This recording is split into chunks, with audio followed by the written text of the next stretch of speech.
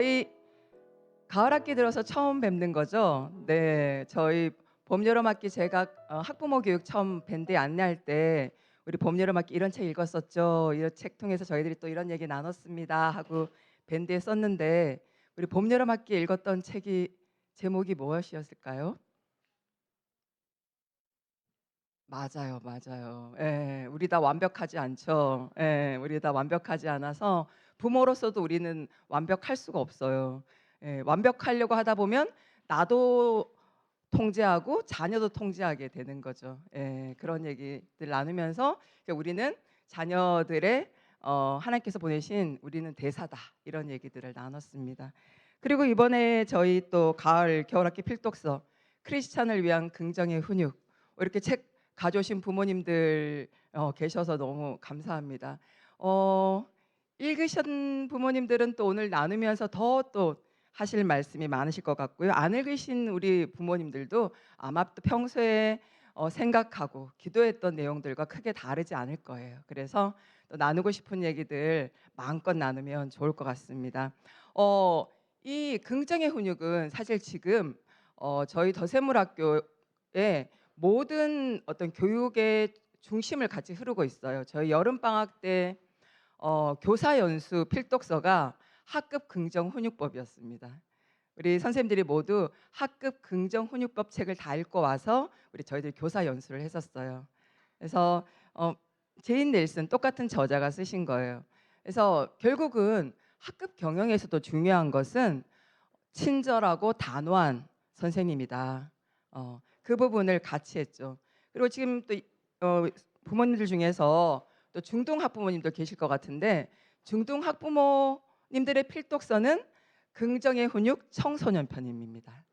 그래서 10대 청소년들의 특징을 나누면서 또 10대 자녀들을 양육에서는 또 어떤 부분이 중요할까? 지금 이 긍정의 훈육이 저희 더세물학교 모든 교육에 지금 다 흐름을 가지고 있습니다. 근데 물론 이제 뭐 초등 또 중등 고등 우리 아이들에 따라서 그 긍정의 훈육의 어떤 양상들은 다르겠지만 동일한 거는 친절함과 단호함입니다. 예. 그런 생각들을 같이 하면서 우리가 좀 오늘 나눴으면 좋겠는데요. 우리 책 읽으신 부모님들 어떤 키워드가 가장 마음에 와닿으셨어요? 이 책을 읽으면서. 이 책을 읽으면서 어떤 키워드가 나의 가슴을 뻥 때렸다. 아니면 그냥 뇌에 그냥 섬광이 비쳤다 하는 키워드. 우리 대화하는 공동체잖아요. 네. 어떤 키워드가 있었습니까?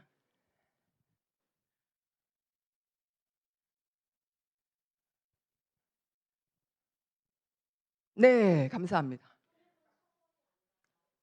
훈육은 처벌이 아니라 가르침이다. 정확한 그 문장이 있었어요. 그렇죠? 네. 어 우리 부모님들 우리 사실 우리 더세물의 부모님들은 그렇지 않죠. 우리 아이들이 실수할 때 처벌로 다가가는 것이 아니라 좀 가르침으로 성장으로 다가가죠. 제가 말씀드리면 아마 "아유 얘기할 걸. 아유 나도 똑같은 생각이었는데." 이런 거 들 것 같아요. 가장 먼저는 사실은 친절이었죠. 그렇죠? 예. 친절이란 키워드를 통해서 결국 이 친절함은 뭐냐면은 부모가 자녀를 존중하는 그 마음을 드러내자는 거였습니다. 인격적인 관계를 가지자는 그런 부분에서 친절이었죠. 근데 이것이 너무 이제 지나쳐서 자유방임, 허용, 무조건적 허용으로 가면 안 된다. 그런 얘기들을 나눴습니다. 그럼 친절 또 하나는 단어였죠. 단어는 가정의 어떤 질서를 세우는 부분들, 또 부모로서의 어떤 권위주의가 아니라 올바른 권위를 세우는 부분에서는 때로는 단호함이 필요하다. 이런 키워드가 있었죠. 그렇다면 또 어떤 키워드 생각나십니까? 제가 두 가지 지금 힌트 드렸는데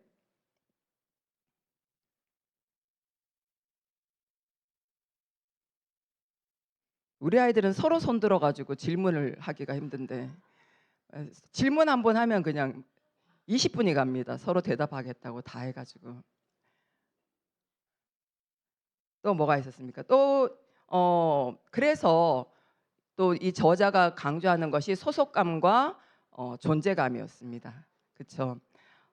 사실 뭐 우리 부모님들은 당연히 우리 가정의 한 구성원으로 우리 자녀들이 소속감을 가지고 있겠지.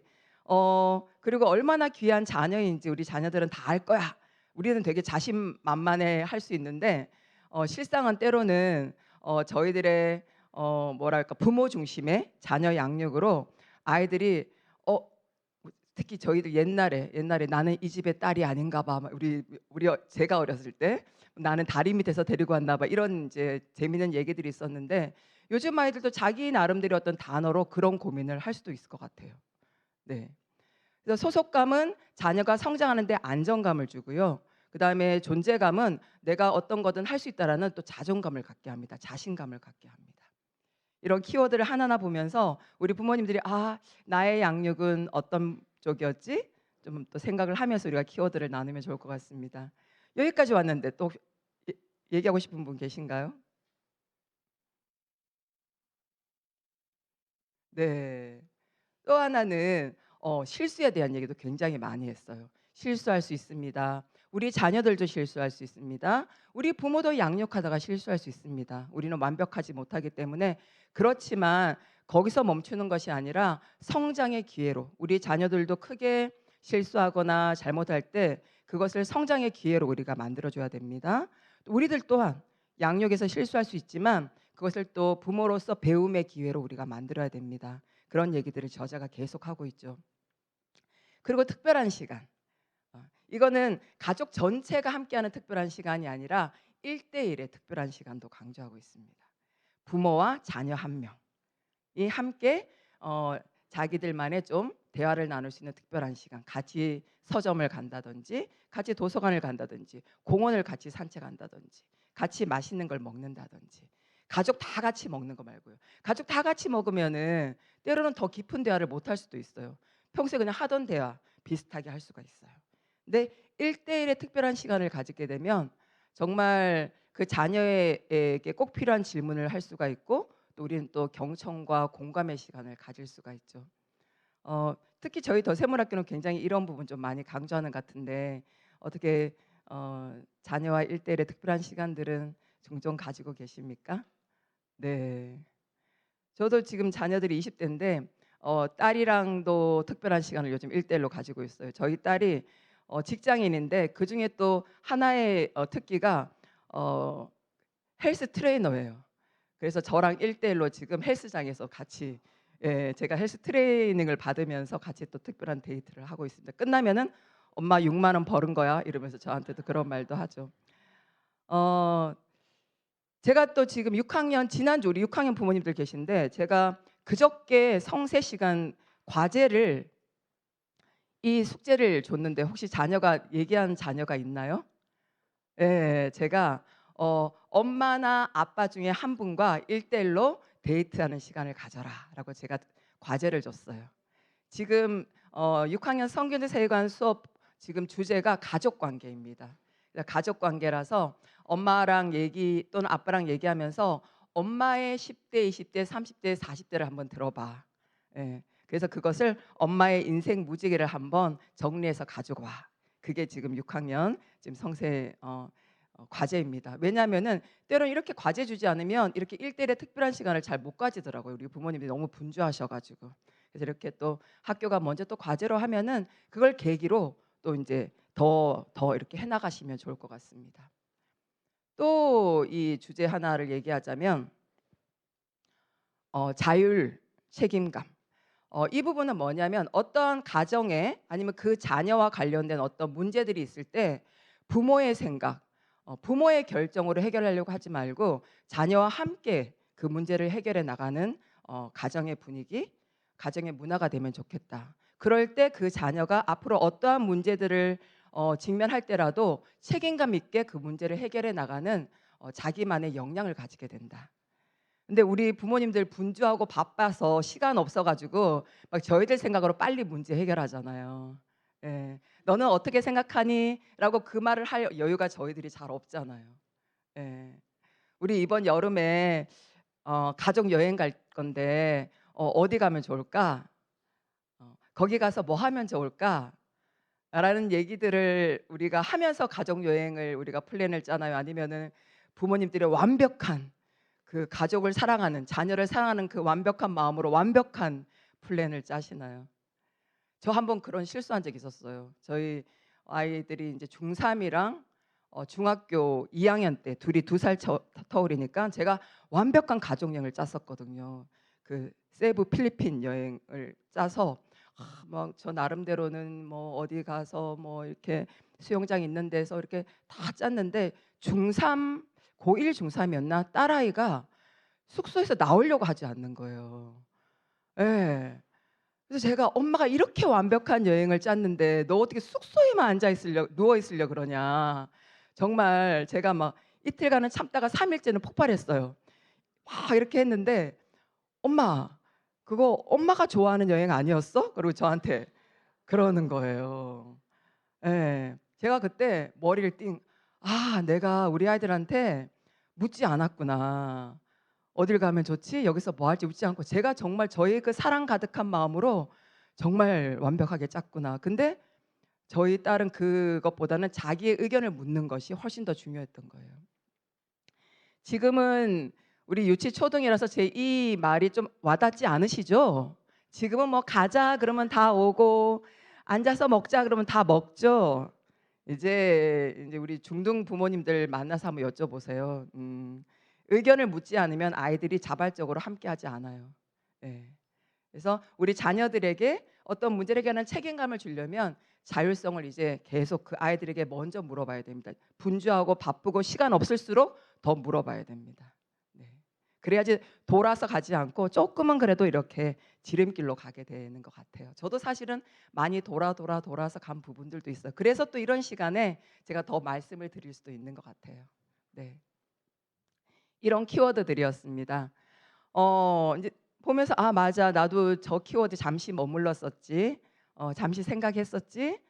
내가 또 실수한 부분을 생각해 봤지.' 이런 생각이 드셨을 것 같아요. 이 긍정의 훈육을 흐르는 것은 친절하며 단호한 자녀 양육 이 부분이 계속 흐르고 있습니다.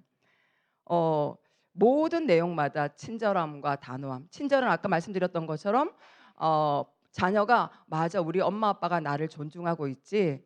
나의 생각을 엄마 아빠가 존중하고 있지.' 그런 마음을 갖게 하는 것이 친절이에요. "너 멋대로 알아서 다 해. 엄마 신경 안 쓸게." 이게 친절이 아니라 같이 인격적인 대화를 나누는 게 친절이에요. '아 우리 부모님이 나를 존중하고 있구나.' 그 마음을 가지는 것. 단호함은 때로는 분명하게 말을 해야 될 때 그때 그냥 지나가는 게 아니라 "너가 그때 어떤 생각으로 그렇게 한 거니? 그것에 대해서 너가 또 실수하거나 잘못한 부분은 뭐야?" 라고 눈을 보면서 정확한 어조로 낮은 어조로 분명하게 얘기하는 것이 단호함입니다. 화를 내는 게 단호함이 아니에요. 엄마의 감정을 막 얘기하는 게 단호함이 아니라 오히려 더 침착한 모습으로 낮은 태도로 그렇지만 친절함은 갖춘 채 "너는 거기에 대해서 어떻게 생각해? 이 부분에 대해서 다시 그 실수를 어 돌이키려면 무엇을 어떻게 해야 될 것 같니?" 라고 딱 정확하게 말을 하는 것이 단호함입니다. 저도 알아요. 이게 부모들 분주할수록 이런 거 잘 못한다는 거. 네. 그럴 때 우리 아이들이 '아 나는 우리 가정에서 정말 사랑받는 아들이야. 딸이야.' 그런 소속감도 가지게 되고 또 '여기서 또 내가 할 역할은 있어.'라는 존재감도 가지게 되는 겁니다. 이것이 사회에 나가서는 자기 효능감과 회복 탄력성으로도 드러나게 돼요. 사회에 나가서 어느 누구가 저희들이 원하는 얘기만 해 줍니까?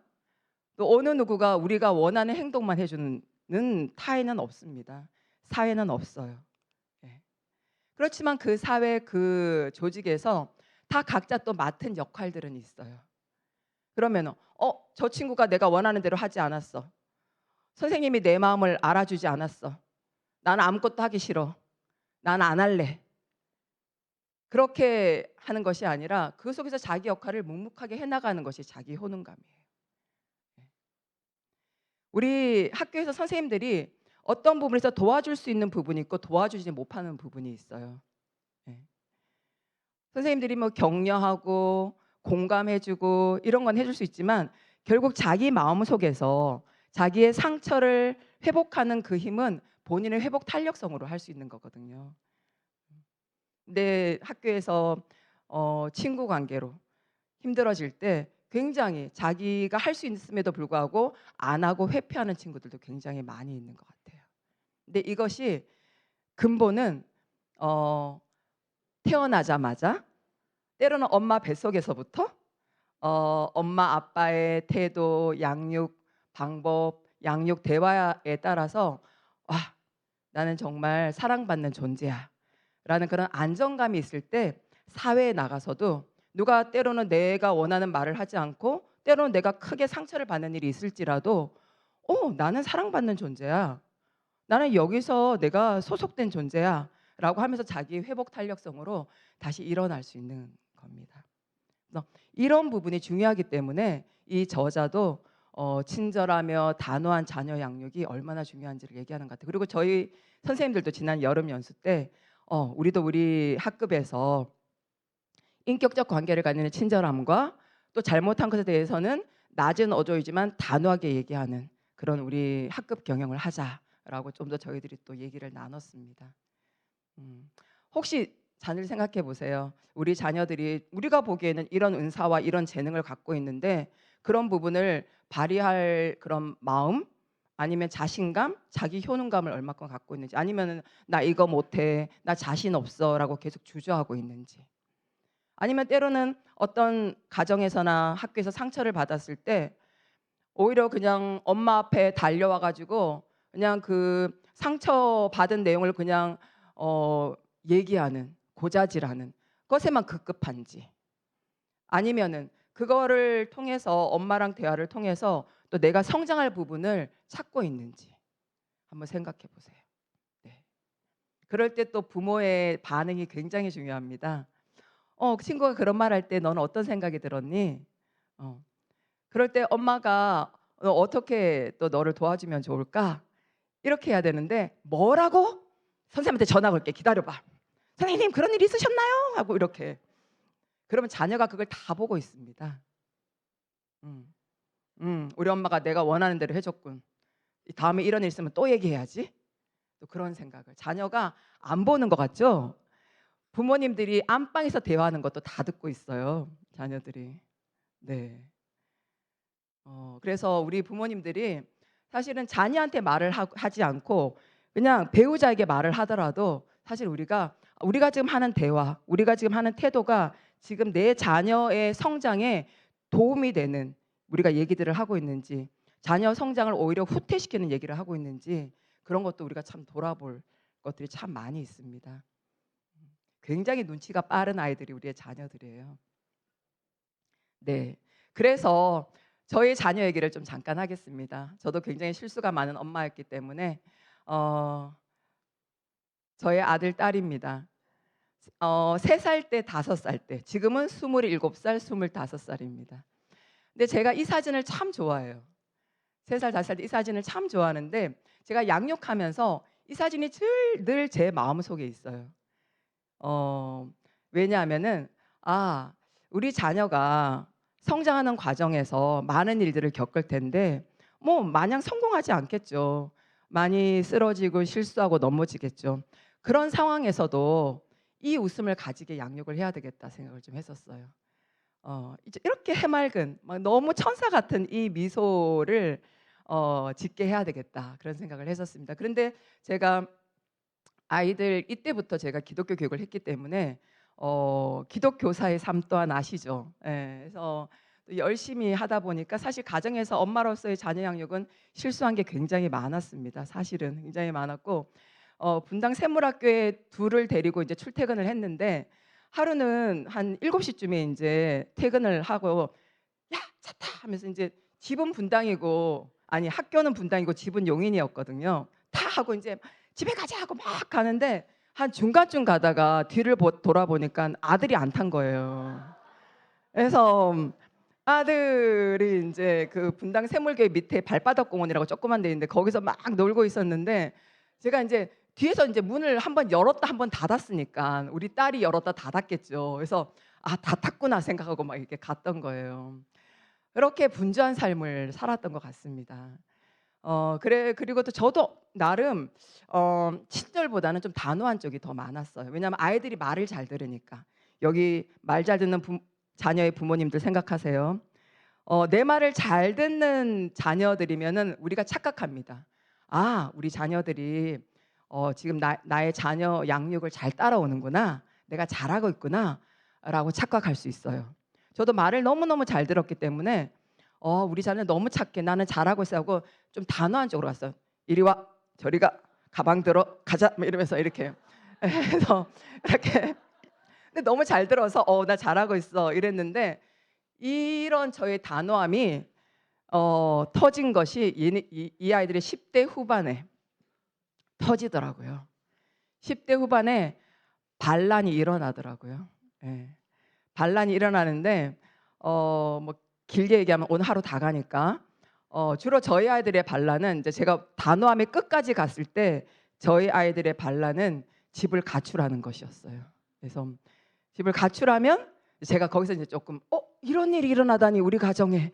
이러면 제가 이제 거기서는 약간 좀 큰 신호탄이 됐었는데 저희 아들 잠깐 얘기하면 저희 아들 중3 때 저한테 크게 혼나다가 제가 "무릎 꿇어. 손 들어." 막 이러다가 인제 애들이 우리 아들 중3 때 "엄마 이거는 크게 잘못한 것도 아닌데." 이러면서 뭐였냐면은 다른 교회 목장 모임에 갔다가 12 시에 돌아온 거예요. 네. 그때 우리 기독교 학교에 핸드폰이 없잖아요. 그래서 불통이었던 거예요. 제가 12 시까지 제가 인제 마음앓이를 하다가 들어오자마자 "무릎 꿇어. 뭐야. 뭐 하지 말지." 그러니까 처음에는 무릎 꿇더라고요. 꿇다가 인제 뭐 반성해 그러니까 목장에서 "그래도 반성해. 너가 전화기를 빌려서 전화할 수도 있었잖아." 그러면서 막 이러다가 애가 인제 나중에 인제 뭐 가출했어요 그날 밤에. 가출해서 옆 동네 친구 집에서 자고 왔었어요.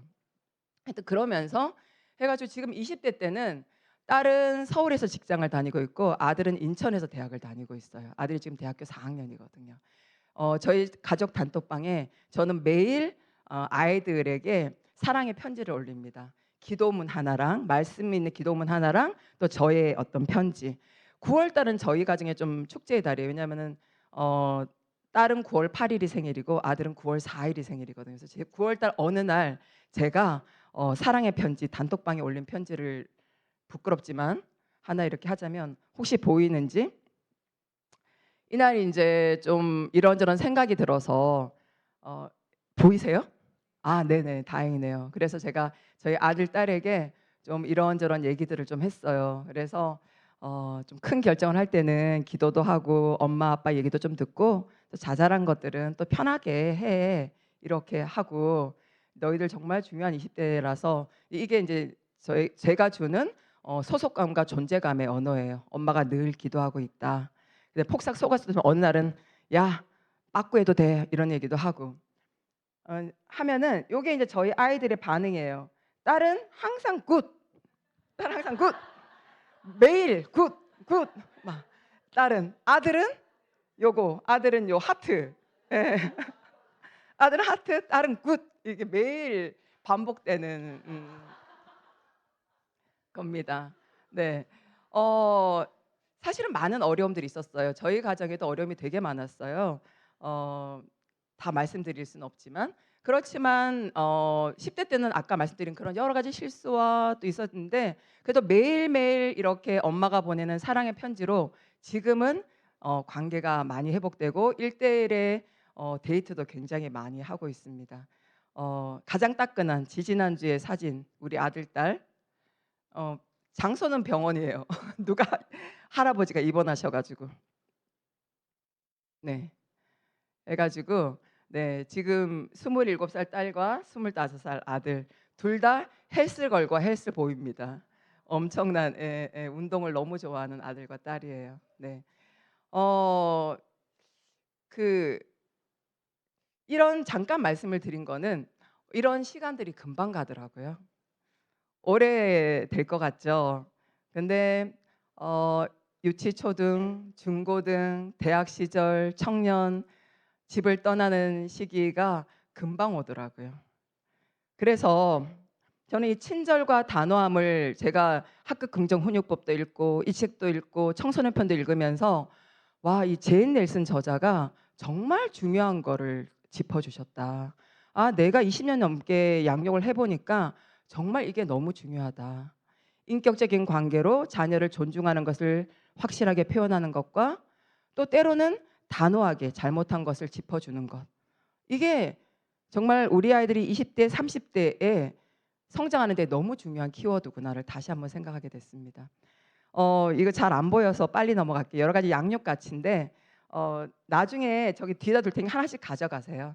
그러니까 이 다 좋은 말들인데 이 중에서 나는 어떠한 양육에 가장 가치를 두고 있나 한번쯤 생각해 보시면서 다 좋은 거라서 뭐 어느 걸 해도 나쁘지는 않을 것 같은데 그것을 하는 양육의 태도와 방법은 굉장히 다릅니다. 예.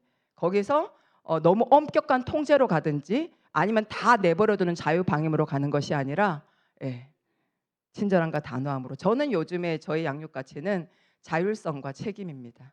저희 아이들 20대를 향해서는 너희들이 너희들을 한번 문제를 잘 해결해 봐. 그렇지만 그것에 대해서 책임은 너희들이 가져야 돼 하면서 그 부분에 대해서 제가 좀 이렇게 중점을 두고 얘기를 나누고 있습니다.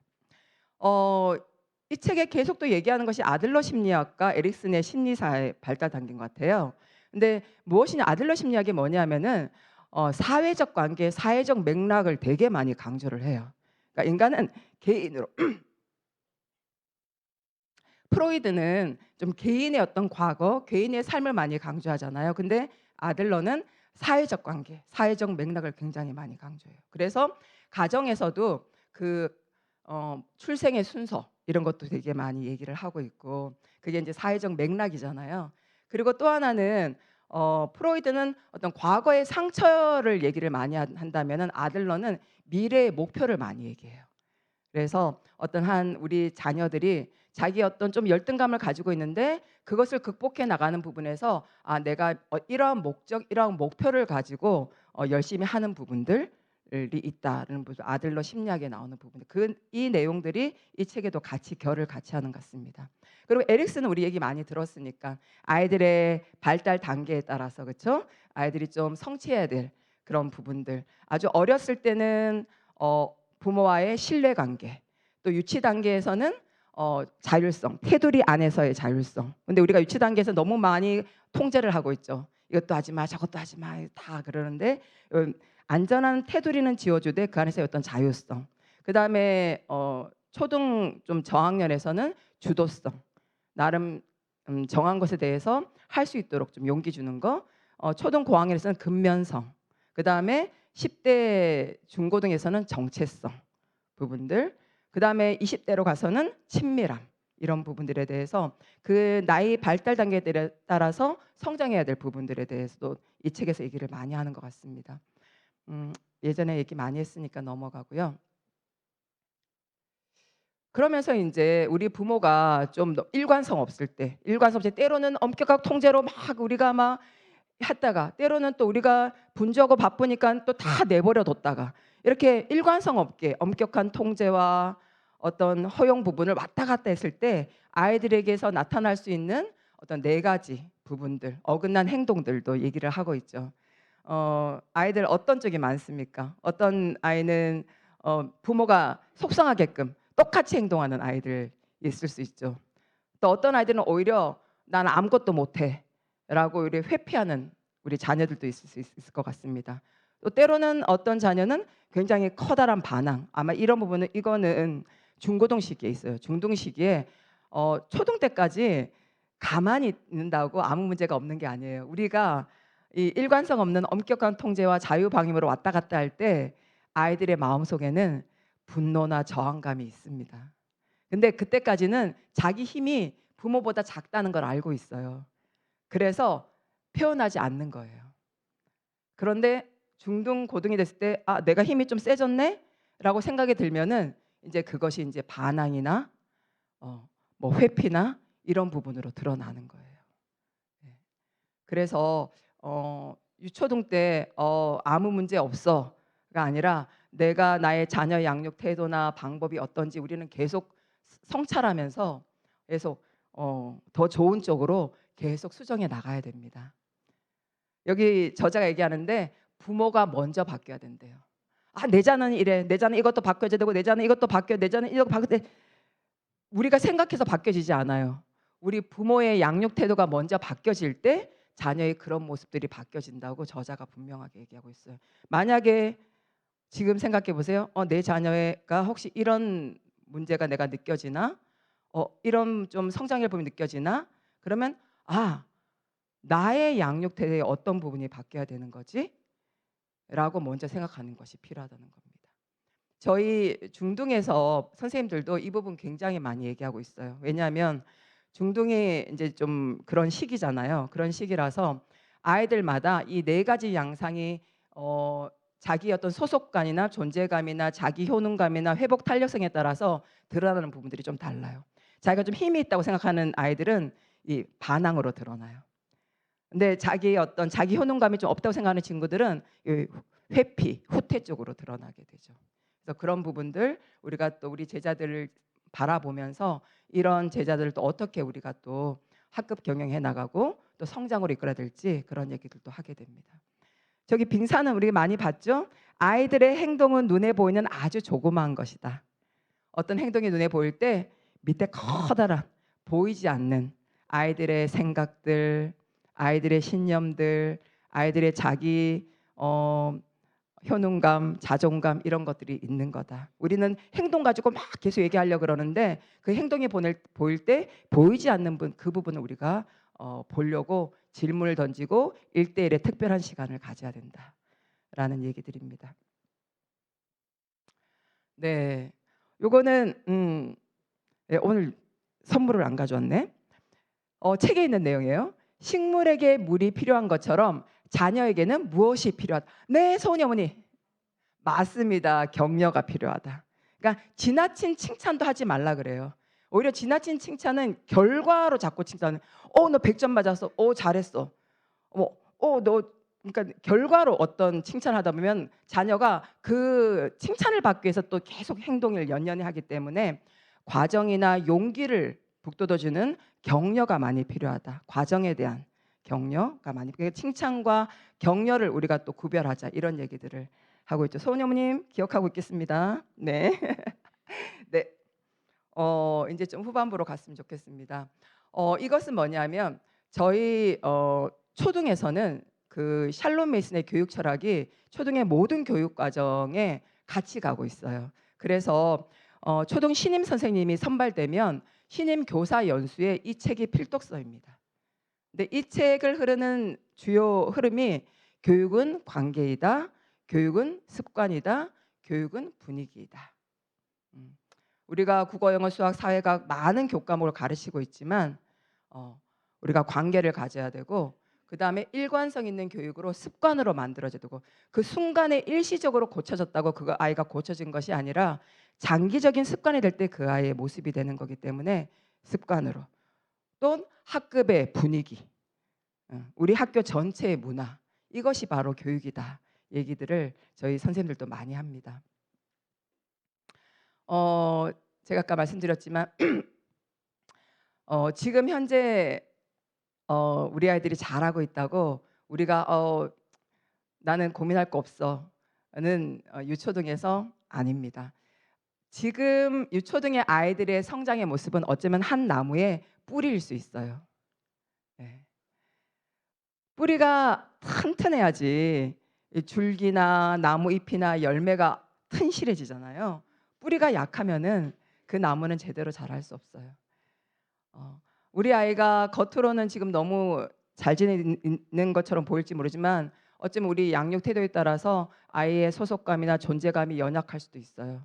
한번 이번 기회를 통해서 저희들이 다시 한번 우리 양육 태도가 이 친절함, 상호 존중, 인격적 관계, 단호함, 호기심 있는 질문, 일관성 이런 부분에 다시 한번 우리가 짚으면서 할 때 이 효과가 언제 보이냐면 10대 때 보입니다. 이제 줄기가 보기 시작하죠. 10대 때 부모와의 관계가 좋을 수 있어요. 10대 때 함께 하자 할 때 자녀들이 함께 잘할 수 있어요. 근데 그게 안 되면 10대 때 아이들이 자기의 그 성장된 정도에 따라서 이제 표현되어집니다. 네. 그리고 20대 때는 또 열매로 보이게 돼요. 열매로 보이게 돼요. 30대 때는 또 이제 저희가 그 열매를 거둘 수 있는 시기도 있을. 이제 30대 때 이제 우리 부모님들 좀 이제 자녀 양육 잘한 것도 이제 좀 이제 맛있는 것도 많이 먹고 해야죠, 그렇죠? 저희 아들 딸도 사실 10대 때는 투닥투닥 되게 많이 했어요. 서로 막 이렇게 투닥투닥 하다가 그래서 어떻게 그러니까 제가 우리 아이들 좀 "너희들 고민이 뭐야? 기도 제목이 뭐야?" 하고 저희 더세물 제자들 제가 기도 제목 물을 때 가장 많은 고민과 기도 제목이 형제 관계였어요. "언니가 너무 싫어요. 동생이 너무 말을 안 들어요." 주로 그런 기도 제목이에요. 다른 거는 뭐 거의 다 채워지고 있으니까. 예 있으니까. 그래서 제가 뭐 나도 우리 아들 딸이 투닥투닥했던 것처럼 우리 더세물도 이거는 하나의 또 과정일 수 있어요. 그게 커다란 문제는 아니에요. 과정일 수 있는데 근데 그럴 때 또 그래도 사실 저희가 또 지혜롭게 해야 되는데 아마 그 부분에서 이 책에서는 1:1을 만남을 통해서 이 아이의 생각들, 이 아이의 생각들을 각자 좀 잘 들어봐라고 나온 것 같아요. 앉혀 놓고 "너는 첫째가 그러면 되냐?" "너는 동생이 말을 안 그렇게 누나" 이렇게 해서는 아이들이 변화되지 않고 1:1로 만나서 그 부분들을 하라고 들어있던 것 같습니다. 근데 20 대가 되니까 저희 아들 딸이 엄청 친구가 되더라고요. 지금은 서로 얘기도 많이 하고 이번에 부산에 같이 갔었는데 광안리에서 서로 이 모습으로 10 분간 걷더라고요. 동생이 "누나." 이렇게 해 가지고 10 분간 이 모습으로 걸어서 제가 이 사진만 한 10 장을 찍었습니다. 너무 그 모습이 예뻐 가지고. 그래서 근데 저희 더세물의 모든 제자들 다 그럴 것 같아요. 지금 10대 때는 아웅다웅거리고 투닥투닥 거릴지라도 저희가 일관성 있게 친절함과 단호함으로 해 나가면 20대 때 이런 모습 뭐 사실 저는 더 큰 실수 많이 했거든요. 저는 우리 아이들 유치원 때 이 책 안 읽었거든요. 이번에 읽었어요. 그러니까 제가 얼마나 실수가 많았겠습니까. 우리 부모님들은 아직 이 든든한 뿌리를 내릴 때 읽었으니까 엄청 럭키하신 거예요. 그래서 더 뭐라 그럴까 아름다운 성장이 있는 10대 중고등 시기 우리가 만들어야 되지 않겠습니까? 그러려면은 저희가 한번 이번에 좀 많이 한번 실천해 보면 좋을 것 같습니다. 어 잠언 22장 6절 말씀. 마땅히 행할 길을 자녀에게 가르치라. 저희는 마땅히 행할 길을 친절하면서 단호하게 자녀를 가르치자. 그리고 우리가 우리 자녀의 학습에 대한 우리의 생각들, 우리 자녀가 어떻게 뭐 성공할 것인가에 대한 우리의 생각들, 우리 자녀의 친구 관계에 대한 우리의 생각들을 디모데후서 1장 7절의 말씀처럼 두려움으로 가지지 마시고 공부 수학 못하는데 어떻게 하면 좋지? 누구 친구 관계 나쁜데 어떻게 하면 좋지? 두려워하는 마음으로 바라보지 마시고 오히려 우리의 능력과 사랑과 절제하는 마음으로 음, 우리 자녀를 오히려 신뢰하고 믿으면서 자녀 양육을 해나가면 우리 아이들 엄청 잘 자랄 겁니다. 그런 우리 기대감으로 우리가 또 자녀 양육 해나갔으면 좋겠습니다. 너무 잘하고 계실 것 같아서 두 분의 어머님과 함께 좀 같이 대화 나누는 시간 한번 가져보겠습니다. 네, 두 분의 어머님 나와주세요. 저희가 좀 더 책에 대한 풍성한 나눔을 위해서 우리 두 분 어머님을 모셨습니다. 여러분들이 만약 이 앞에 서신다면 느낌이 어떠실까요? 되게 떨리시겠죠. 예, 우선 준비하는 과정에서도 많이 긴장하시고 제가 알기로는 기도 제목까지 내셨더라고요. 토요일 날 잘 나눌 수 있도록 해주세요.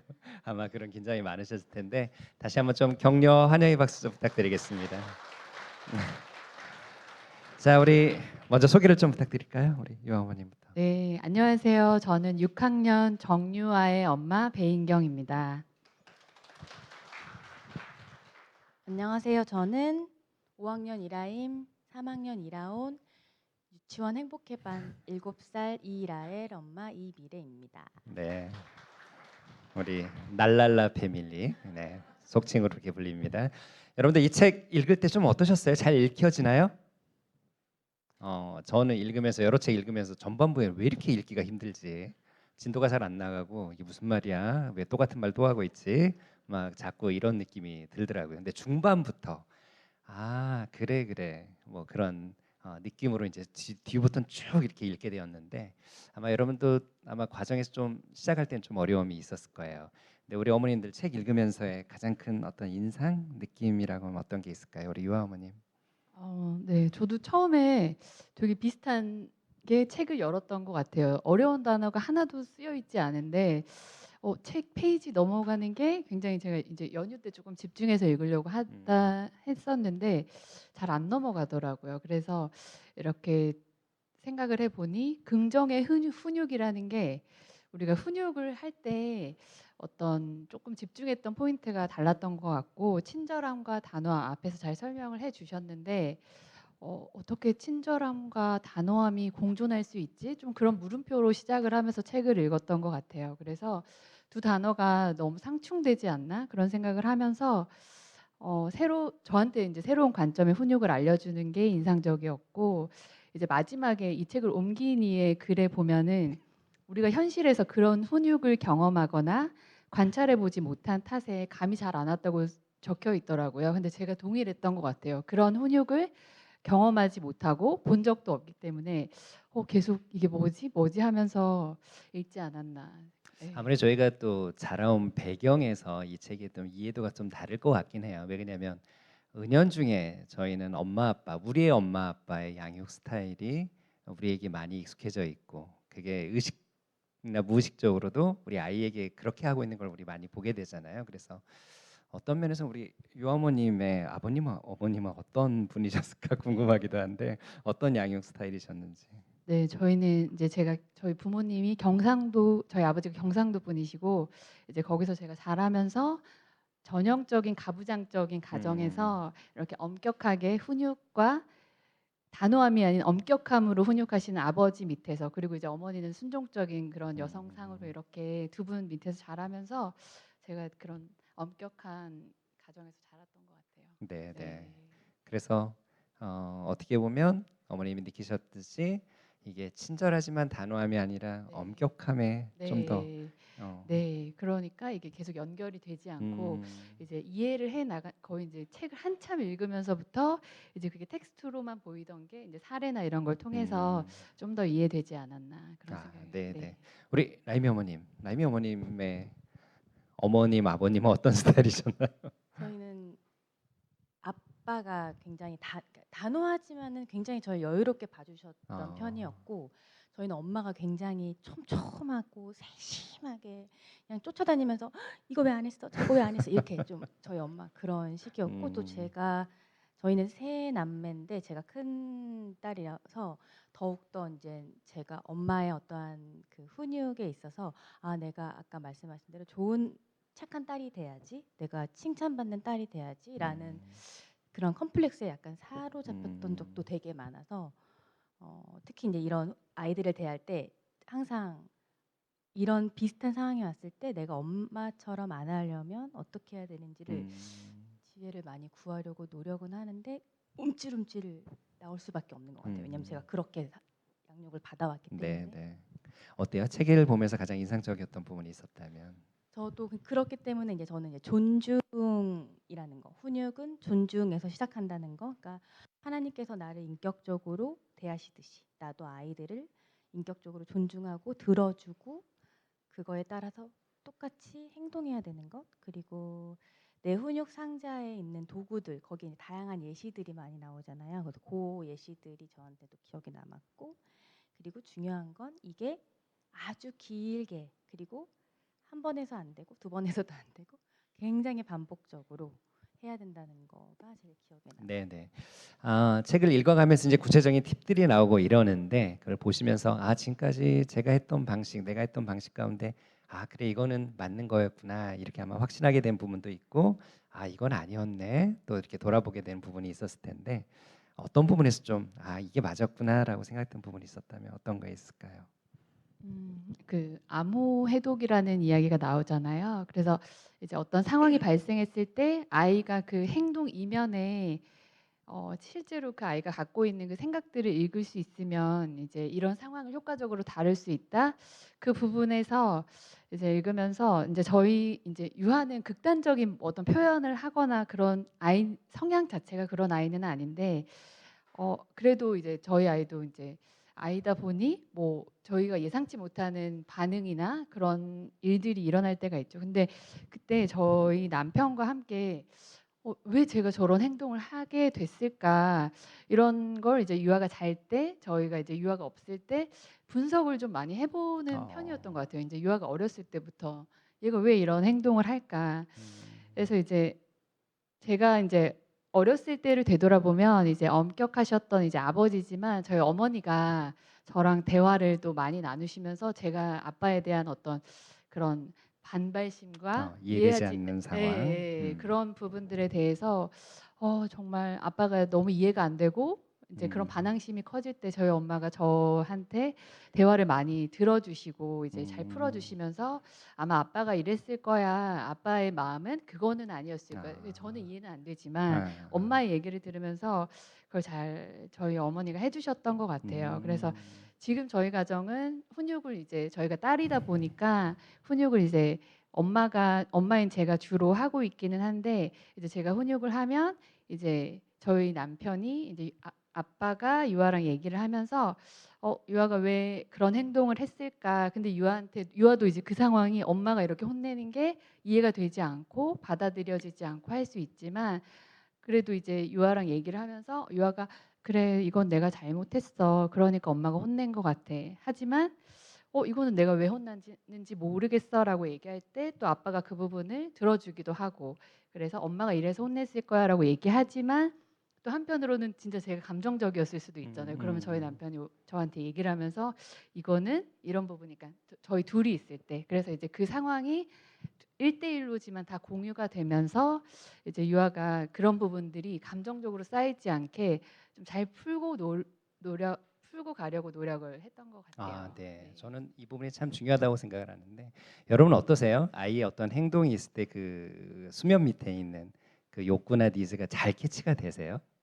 아마 그게 감각적으로 잘 훈련받는 분도 분명히 있으실 텐데 대부분은 그게 잘 해석되지 않는 경우가 많이 있잖아요. 저도 이제 아내를 통해서 저희 아들의 언어의 특징이 무엇인가를 배우고 있어요. 제가 그런 부분에서 눈치가 별로 없기 때문에, 그러니까 아들이 뭔가 이렇게 뭐 동네에 새로운 뭐가 이렇게 오픈했다 이러면 그냥 정보성으로 얘기를 해요. 새로 오픈했대 이런 식으로. 근데 저는 그러면 오픈했구나에서 끝나요. 근데 아들의 욕구는 뭐냐면 가보고 싶어. 거기 가서 먹어보고 싶어라는 메시지거든요. 근데 절대 그걸 직접적으로 얘기를 안 해요. 그러다 보니까 항상 저는 그냥 정보로 받아들이고 끝나는데 그러면 이제 아내가 옆에서 해석을 해주죠. 며칠에 한번 가볼까? 이렇게 이제 얘기를 하는 걸 보면서 그 밑에 있는 기저의 얘의 욕구, 그다음에 얘의 표현 방식이 뭔가에 대한 게 제가 자꾸 이렇게 의식적으로 생각을 하지 않으면 그냥 그 표면의 이야기만 하다가 넘어가는 이런 상황들이 되게 많더라고요. 그래서 어떤 면에서는 이렇게 엄마와 아빠가 서로의 역할로 이렇게 아이가 해석할 수 있도록 도와주는 거, 이게 참 중요한 부분이지 않을까라는 생각이 드는데 사실 아이들 관계에서도 이렇게 어려움이 있잖아요. 그러면 사실은 엄마의 역할, 교사의 역할은 한 발짝 떨어져서 왜 그랬을 것 같아 그 친구는 왜 이렇게 얘기했을까? 사실 이게 너무나 중요한 대화의 시작이거든요. 그런데 사실은 저희가 그때 이제 감정이 발동을 하니까 늘 문제인데 한 발짝 떨어져서 그 말했던 친구 때로는 뭔가 이렇게 어려움을 유발했던 친구가 있다 하더라도 그 친구의 생각과 마음이 뭐였을까를 한번 이렇게 돌아볼 수 있는 그런 계기가 된다면 너무나 좋은 계기가 되지 않을까 하는 생각이 들었습니다. 네. 혹시 추가적으로 또 이 방향이 맞았구나 하는 네. 생각이 있었다면? 이제 반성하는 부분은 네. 이제 훈육은 처벌이 아니라 가르침이다라는 그 내용을 읽으면서 많이 반성을 했던 것 같아요. 그래서 저의 훈육은 친절함과 단호함이 공존하지 못하고 이제 단호함만 있지 않았나 그 생각을 하면서 사실 이제 부모가 아이가 잘못된 어떤 행동이나 그런 언행들이 이루어질 때 이걸 반복하지 않게 고쳐줘야지라는 마음이 너무 앞서니까 일단은 그때의 어떤 단호함이 굉장히 강했던 것 같고 이제 더 나은 행동을 하도록 아이를 돕는 격려나 이런 부분들에서는 굉장히 좀 부족했던 것 같아요. 그래서 그 저의 양육 도구의 그 상자 속이 다채롭지 못한 부분에 대해서 좀 많이 반성을 했던 것 네, 같습니다. 우리 라이미 어머님은 보시면서 내가 이게 잘하고 있었네. 예, 마이크 좀 더 가까이 대주셔도 네. 좋아요. 저는 그 여기 책에 나오는 긍정적 타임아웃을 잘 사용했던 것 같아요. 그러니까 잘못했을 때 뭐 생각하고 있어 이런 게 아니라 예를 들어 어떤 문제 상황이 일어났을 때 제가 원래 우리 엄마가 저한테 했던 그 방식으로 가는 게 아니라 제가 잠시 저도 거리를 그 상황과 두기 위해서 일단 전 에어팟을 잘 귀구멍에 꽂아요. 그래서 그걸 꼽고 좀 이 상황과 단절돼요.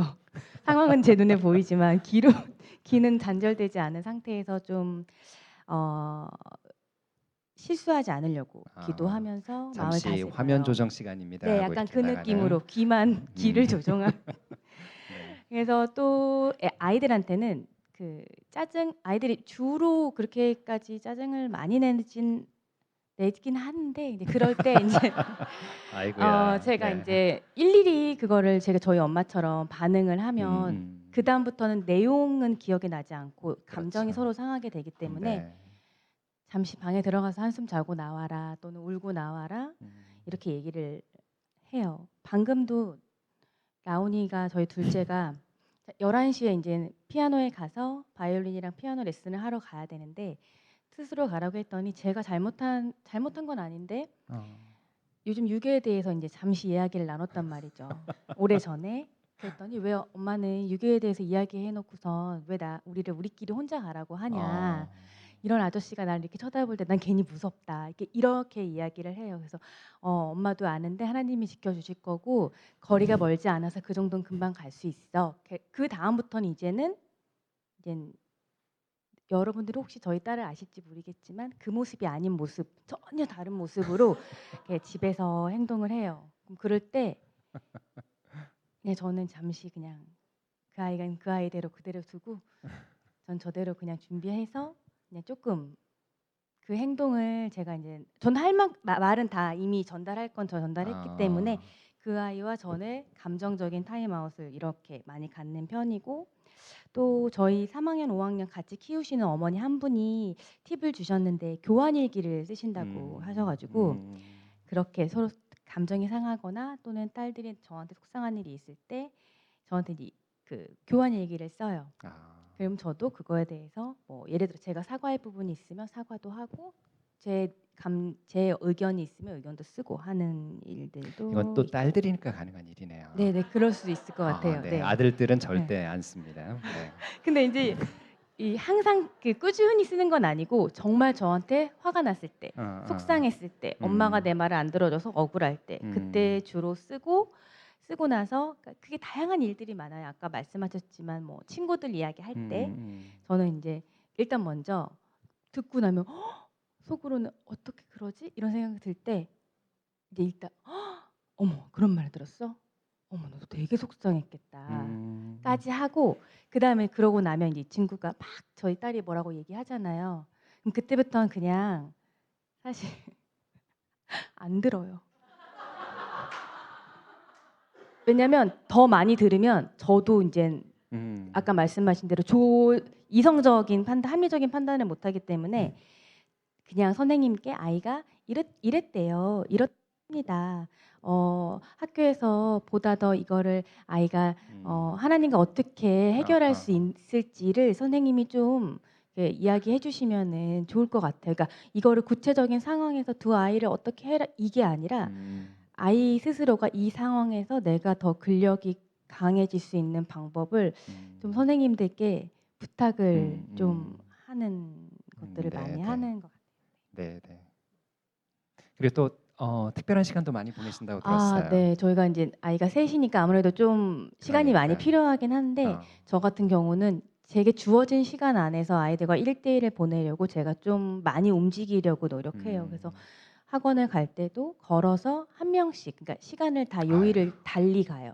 한꺼번에 가면 좋긴 하는데 그렇게 가야 오고 가는 시간 한 20분 정도 되는데 그때 이제 이런 거 저런 거 물어보고 그럼 사소한 얘기도 듣고 그 시간을 매일 한 5일 정도 사용하는 것 같고 아빠가 오늘 출장이라서 못 오셨지만 아빠가 아이 셋을 데리고 강릉을 다녀오셨거든요.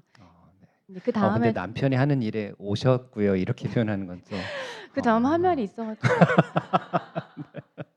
그리고 이제 하루를 정말 풀로 열심히 잘 아이와 함께 보내더니 다음날 아파가지고 그래서 가끔 이게 필요한지 안 필요한지 잘 모르겠지만 여튼 그런 일도 자주 하고 저희 이제 항상 잊지 않는 게 프레이어 나인이랑 저희 교회에서 하는 워십 나인이 있는데 저희가 이제 주말 부부인데 저희는 그냥 페이스타임으로라도 꼭 프레어나인 시간을 네. 갖고 오래 하진 않아도 꼭 갖고 네. 지금은 어쩔 수 없이 못하지만 네, 저희끼리라도 이 시간을 저희는 좀 중요하게 생각한 제 스스로를 음. 칭찬할 수 있는 책을 읽으면서 좀 돌아보게 되는 부분이 있었다면 어떤 게 있을까요? 제가 사실 이제 저의 부족함과 연약함이 저희 큰딸에게 많이 투사가 그러니까 보여질 때가 있어요. 이거 내가 어렸을 때 내 부족한 점인데 이게 보여질 때 어머니도 장녀였고. 장녀이기도 하고 또 네, 이 아이가 이 어려운 문제 상황을 대하는 이 태도들을 바라볼 때 오히려 이제 저와 다른 친구들을 자녀들을 볼 때는 보다 더 이성적일 수 있는데 저랑 너무 비슷하다 보니까 이게 이렇게 되면 저렇게 될 것 같은데라는 제 경험에 두려움이 막 밀려올 때는 조급함으로 아이를 되게 감정적으로 다그칠 때가 많았어요. 저희 엄마처럼 4학년 때 수학 때문에 너무 힘들어할 때 제가 막 울면은 좀 이렇게 타임아웃도 하고 그러는 편인데 이상하게 큰애한테는 울지 마. 라고 이렇게 예쁘게 말한 건 아니고 더 세게 말했는데 하여튼 제가 되게 공평하지 못하는다라는 것도 매일같이 깨달아요. 큰애한테는 이렇게 왜 이것도 못하지? 라고 생각하다가 둘째가 똑같은 상황에서 똑같이 틀릴 때는 아 그래 라임이 때 틀렸으니까 얘도 틀리는 게 당연하겠네 이렇게 생각하고 오히려 아이를 앞으로 쭉 할 거야. 그리고 너희 선생님들이 있잖니. 너희들 항상 격려하고. 도와줄 거다. 이렇게 격려를 해주는데 막내가 실수하면 이 실수는 지금만 볼 수 있지 뭘 이렇게 너무 귀엽잖아 막내는. 이렇게 제가 공평하지를 못해요. 이 상황 너무 제가 너무 공정하지 않은 엄마예요. 저기 혹시 우리 어머님들 아버님 중에 첫째다. 손 좀 들어봐 주실래요? 네. 아마 많이 공감되실 거예요. 왜 이렇게 우리 부모님들은 첫째에 대한 기대가 많으실까요? 저도 사실은 그런 배경에서 자라왔기 때문에 그래서 늘 기대가 높으신 것 같아. 그리고 어떻게 보면 저의 행동 하나하나가 어머니의 삶과 너무 연결돼 있는 듯한. 그래서 제가 제 인생을 사는 게 아니라 어머니의 인생을 살고 있는 듯한 느낌을 예전에 좀 받을 때가 있었거든요. 그 두 아이들의 여유로움, 그러니까 동생들을 바라보는 그 여유로움을 가지고 라임이한테도 똑같이 제가 의식해서 격려하고 이렇게 했어야 되는데 그러지 못하는 것들에 대해서 좀 반성을 해봤습니다. 근데 또 이런 게 있는 거예요. 저는 남자 형제만 둘이거든요. 그러니까 제 아이들 말고 제 이제 동생이 남동생. 근데 연년생이에요. 이제 그러다 보니까 사실 키우면서 부모님도 되게 힘들었죠. 그래서 또 일찍 태어났어요. 이렇게 나이 차이 이렇게 개월 차이가 그렇게 크지가 않아요. 그러다 보니까 저는 이제 동생이 태어났을 때 외갓집으로 유배를 갔어요. 예. 예. 그걸 2번이나. 아버님이 저를 너무 보고 싶어가지고 데려오셨는데, 그러니까 얘가 이제 아버님이 외갓집에 갔을 때 처음에 못 알아보죠. 누군가 이렇게 하다가 이제 갑자기 아빠라는 사실을 깨닫고 이제 아빠한테 딱 달라붙어가지고 안 떨어지는 거예요. 당연히 아빠는 너무나 애잔하잖아요. 우리 아들이 큰 아들이 유배까지 왔는데 여기서 나를 붙잡고 있어. 그럼 어떻게 데려가야지. 엄마랑 상의 안 하고 데려왔죠. 다시 유배를 가야 하는 뭐 이런 상황들. 근데 이제 엄마도 사실은 자녀 양육을 어떻게 해야 하는지를 잘 모르셨으니까 가장 크게 실수하는 게 지금 1년 차이밖에 안 나니까 모든 게 다 비교가 되는 거예요. 형은 이렇게 하는데 동생은 이렇게 하는데 그러니까 다 같은 기준으로 볼 수밖에 없는 이제 그러다 보니까 제 동생은 중학교 때 완전히 독립선언을 해버려요. 사춘기 끝판왕으로 가서 엄마의 모든 말에 다 거부를 해버리는 그러니까 이 친구가 더 저보다 머리가 더 좋았거든요. IQ가 훨씬 높고 근데 얘는 깨달았죠. 엄마의 방식대로 내가 가면 내가 미칠 것 같아라는 걸 빨리 깨달은 것 같아요. 저는 나중에 독립을 했지만 착한 큰아들로 자라왔기 때문에 이제 그러다 보니까 이게 계속된 어떻게 보면 동생에게는 어떻게 하면 형보다 더 인정받을 수 있을까? 이게 늘 내재된 어떤 이 열등감으로 자리 잡고 있어요. 그러다 보니까 지금은 그걸 증명할 수 있는 게 뭐예요? 열심히 돈을 버는 거예요.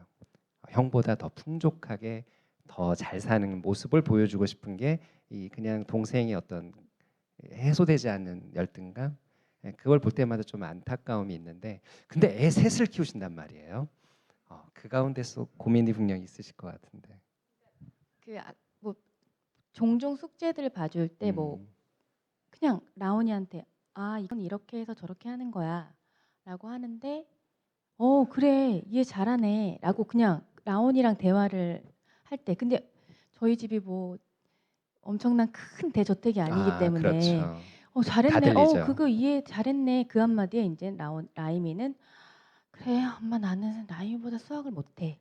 라온이보다 음. 수학을 못해." 또는 뭐 "엄마" 라온이가 "엄마 나 100점 맞았어." 이렇게 했을 때 "어 잘했네. 수고했어." 제가 인제 얘기하잖아요.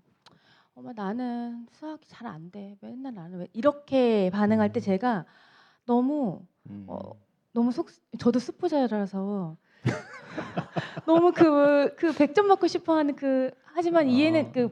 공부할 때 어. 내 나름대로 풀었는데 이게 잘 안 되는 그걸 너무 제가 수포자라 너무 격하게 공감하면서 이해는 하지만 그럴 때 되게 인제 어렵고 또 하나는 둘째가 저도 세 남매 첫째여서 저희 여동생이 맨날 저한테 "나는 항상 차별받고 자랐어. 뭐 음. 엄마는 첫째 언니라서 잘해 주고 막내는 남대 동생이라 그렇지. 잘해 주고 난 항상 뭐 공평하지 못했어." 이런 얘기를 하면서 저한테 "라온이한테 언니 똑같이 해 줘야 돼." 이렇게 얘기를 음. 했을 때 저는 똑같이 해 주는 것보다 라온이한테 굉장히 "네 위치가 특별하다."고 가르쳐 줬던 것 같아요.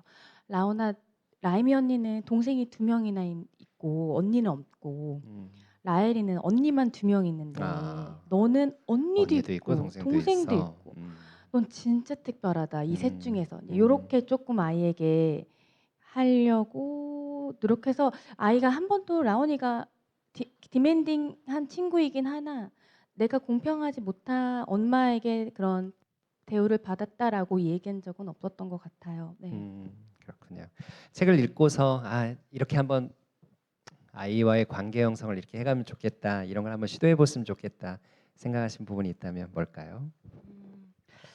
앞에서 인제 제가 양육의 도구 상자가 이제 다채롭지 못하다는 그런 부분에서 반성을 했다고 말씀드렸는데 그 책의 205 페이지부터 태도 도구와 행동 도구에 직접적으로 정리되어 있는 부분들이 있더라고요. 그래서 이제 뭐 예를 들면 "아이를 이겨 먹는 대신 이겨내는 데 음. 집중하라. 당신은 비난거리를 찾고 있는가 아니면 해결책을 찾고 있는가."처럼 인제 훈육을 하다가 어느 순간 논점이 흐려지고 이제 감정을 대변하는 훈육이 되고 있지 않은지 제일 이제 조심하려고 노력하는 부분이기도 하고 좀 어려운 인간인지라 어려운 부분인 것 같은데 사실 타임아웃이 아이한테도 필요하지만 음.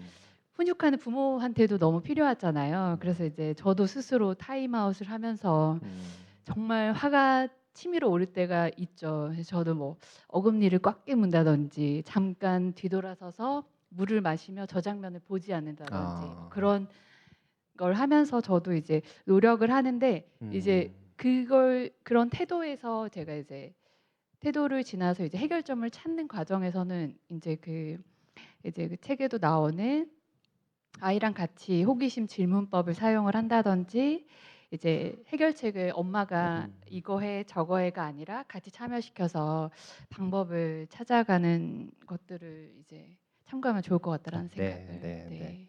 여러분들 아이와 대화하시다 보면 어금니를 이렇게 많이 이렇게 꾹 그럴 상황이 많으시죠. 제가 이렇게 사전에 인터뷰하면서 문득 이런 생각이 들었어요. 우리 학교에서 단체적으로 한번 치아보험에 가입하는 게 필요하지 않을까? 우리 어머님들의 치아 건강을 위해서. 네. 네. 맞아요. 우리 라임 네. 어머님. 저는 제일 해야 되겠다고 생각한 게 뭐였냐면 저희가 이제 라팸 데이를 꼭 해야 되겠다 생각한 게 랄랄라 패밀리 라패밀리 데이. 데이. 예. 라팸 데이. 저희가 주말 부부라 남편이 금요일 저녁에 오고 이제 저도 신혼 때는 많이 적응하느라 힘들었던 것 중에 하나가 남편이 토요일에 안 일어나는 거예요. 주무신다고. 그러니까 저는 아침잠이 많이 오는 편이고 거의 음. 깨우지 않으면 11시 반, 12 시까지 그냥 쭉 자는 게 너무 이해가 안 돼 가지고 왜 그러다가 인제 '아 이 사람은 너무 월요일부터 금요일까지 열심히 음. 머리를 힘드니까 지금은 진짜 약간 배터리를 꺼야 되는구나. 전원을 꺼야 아. 되는구나.'라는 생각이 들어서 그냥 사실 재웠어요. 그래서 저희 방 앞에 아빠는 자고 있어요. 이렇게 써 있어요. 애들이 붙여놨어요. 그래서 주로 토요일에는 얘들아 조용히 해. 우리끼리 나가자. 아빠 자야 돼. 약간 이렇게 아빠를 본의 아니게 이게 저희가 성별도 다른데 아빠를 너무나 이렇게 쉬게만 해드린 것 같아서 이제 함께 네, 함께 완전체로 모이는 어떠한 그 이벤트를 아주 그러니까 뭐 대단한 걸 하는 게 아니더라도 그 뭔가 꾸준하게 아빠에게도 뭔가 에너지가 될 수 있고 우리 딸들과 소통할 수 있는 그 이벤트를 하나 해야 되겠다라는 걸 저 혼자 생각했기 때문에 저희 남편이랑 지금 아직 얘기가 된 게 아니라서 이제 출장 갔다 오면 얘기를 다시 나눠야 돼서 그렇고 저희 그 워십나인 저희가 매일 한다고 했잖아요. 프레어 나인이랑 그때 이제 중요하게 생각했는데 그 가족회의랑 연결돼서 하는 부분들 그리고 그 안에서 이제 소통들이 아직까지는 이게 매일 하고 있지만 습관으로 되어졌지만 이게 그 책 끝에 나오는 그 대학생이 된 딸이 중요한 결정을 할 때 이때의 그 가족 회의를 생각했던 것처럼 그런 컨셉으로 갈 수 있을까라는 기대감을 가지고 쭉 하는 거를 해야 될 것 같아요. 그래서 아이들이 집안일을 많이 도와주기는 하는데 저도 모르게 빨리 끝내고 자야 되니까 그냥 엄마가 할게. 그냥 두고 가. 그렇죠. 이렇게 하는 경우가 많아서 아이들의 그 실무 경험을 위하여 트레이닝을 좀 시켜야겠다. 이 부분을 좀 가족 회의 때 이야기를 나눠보면 좋겠다 생각했어요. 맞아요. 사실 여기에 오신 우리 아버님들은 너무 괜찮으신 분들이에요. 토요일 이 피곤한 시간에 여기 오셔서 참여하신다는 거 너무 감사하고, 예. 근데 우리 라이미 어머님 말씀하시지만 남편은 또 쉼이 필요하잖아요. 또 혼자만의 시간도 필요하고 때로는 받은 스트레스를 또 동굴 속에서 풀어야 하는 게 남자의 습성상 특성상 이럴 때가 있는데 사실은 배려가 이게 습관이 되고 고착이 돼 버리면 본인의 역할에서 아예 지워지게 되거든요. 그래서 끊임없이 남편을 동굴에서 꺼내는 작업들이 필요하긴 해요. 집안일 분담과 관련해서 제가 제 아내한테 고마운 게 있어요. 그러면서 때로는 현실에서는 갈등의 요소기도 하는데 저희 아내의 장점이 예를 들어 우리 집에서 설거지 담당은 저예요. 근데 이게 어떻게 관철이 되느냐? 아내가 설거지를 끝까지 버텨요. 월요일에 갔는데 쌓여 있어요. 화요일에 갔는데 쌓여 있어요. 왜 근데 아내한테는 부단히 힘든 일이에요. 왜 그러냐면 후각이 너무 발달했어요. 그러니까 저는 냄새를 잘 못 맡아요. 그래서 뭐가 썩어 있어도 이렇게 크게 이렇게 지장을 받지 않는 그래서 저는 자유롭게 부엌을 왔다 갔다 할 수 있어요. 어떤 상황에서도. 그런데 아내는 이제 그게 다 안방에 있는데 부엌에 어떤 일들이 벌어지고 있고 뭐가 어떻게 돼갖고 냉장고에 어느 위치에 뭐가 있고를 다 알고 있거든요. 대단히 예민한 스타일인데 근데 그거를 끝까지 버텨요. 예, 설거지가 쌓여 있어도 끝까지 버텨요. 그러면 이제 결국 어떻게 돼요? 제가 예를 들어 월화 쌓였다 그러면 수요일 날 새벽에 이제 설거지를 하는 거예요. 그러니까 남편이 뭔가 그 가사 일을 하게 하는 데 있어서 가장 중요한 자질은 엄마가 끝까지 버티는 거예요. 끝까지 그 역할을 상기시키면서 그걸 남편 해낼 때까지 참아내기. 그래서 중간에 협상하지 않기, 포기하지 않기, 끝까지 버티기. 그렇게 되면 결국 그 역할을 하게 되고 이제 뿌듯하잖아요. 저 또 수요일 아침에 새벽에 설거지를 했으면 어떻게 해요? 아내한테 가가지고 은근히 다 했어. 그러면 이제 우리 아내가 수고했어. 이제 이 칭찬 한마디에 또 새로운 동력을 얻고. 저희 남편은 제가 그렇게 설거지를 저도 주로 안 하는 그러니까 쌓아두는 편인데 식세기를 하나 사줄게 라고 얘기하지 본인이 한다는 그러니까. 본인이 한다는 얘기를 안 한. 네, 맞아요. 솔루션을 제시하시는 거죠. 본인 해결하진 않고. 네. 네. 그래서 근데 이거는 남편의 기질과 여러분의 기질의 그 조합을 잘 보셔야 합니다. 되게 그 디스크의 S 형향이 강하신 분들은 이거 끝까지 못 버텨요. 네, 그래서 주도적인 남편이 있으신 분들한테는 꼭 선택의 기회를 주시도록 남편 이거 하고 싶어, 이거 하고 이게 필요한데 어느 걸 해줄 수 있어? 이렇게 뭔가 주도권을 계속해서 주시면서 그 육아의 현장, 가사의 현장으로 계속해서 초대하시는 게 필요합니다. 포기하지 않고. 네. 자, 긍정의 훈육 그 책을 덮으면서 마지막으로 다짐이 있다면 어떤 게 있을까요? 네. 사실 그 양육이라는 게 부모한테 주어진 절대 뭐 권력 같은 건 아닌데 저희가 자꾸 그거를 잊게 되는 것 같아요. 이제 내가 아이를 어떤 뭐 경제적인 부담을 하고 있으니까 내가 아이를 키우고 있으니까라는 생각으로 그래서 자녀 단점이 보이면 사실 얘 누구 닮아서 이런 거야 이런 생각을 하면서도 결국은 부모인 저나 저희 남편을 닮았을 텐데 나는 그걸 안 고치면서 아이는 그걸 고쳤으면 좋겠어. 그런 마음이 그런 이기적인 마음이 들 때가 사실은 있다는 거를 저도 너무 잘 알고 있어서 아까 이제 교육에서도 마지막에 부모인 우리가 성장해야 우리가 그렇게 바라는 아이 잘 키우기도 가능하지 않나라는 생각을 해 보거든요. 그래서 책에서 이제 저희는 크리스천 부모님들이니까 성경을 하나님이 보내신 살아있는 편지로 사용하는 것은 크리스천 부모의 특권이라는 말씀이 제일 와닿는 부분이었던 것 같아요. 그래서 저도 부모인 저도 자녀도 이제 성경에서 지혜를 얻으면 거기에서 이제 저도 계속 성장하고 위로도 얻고 이제 아이들도 잘 양육하는 그 진리를 잘 배우는 엄마가 되어야겠다는 다짐을 합니다. 네, 우리 라미 어머님.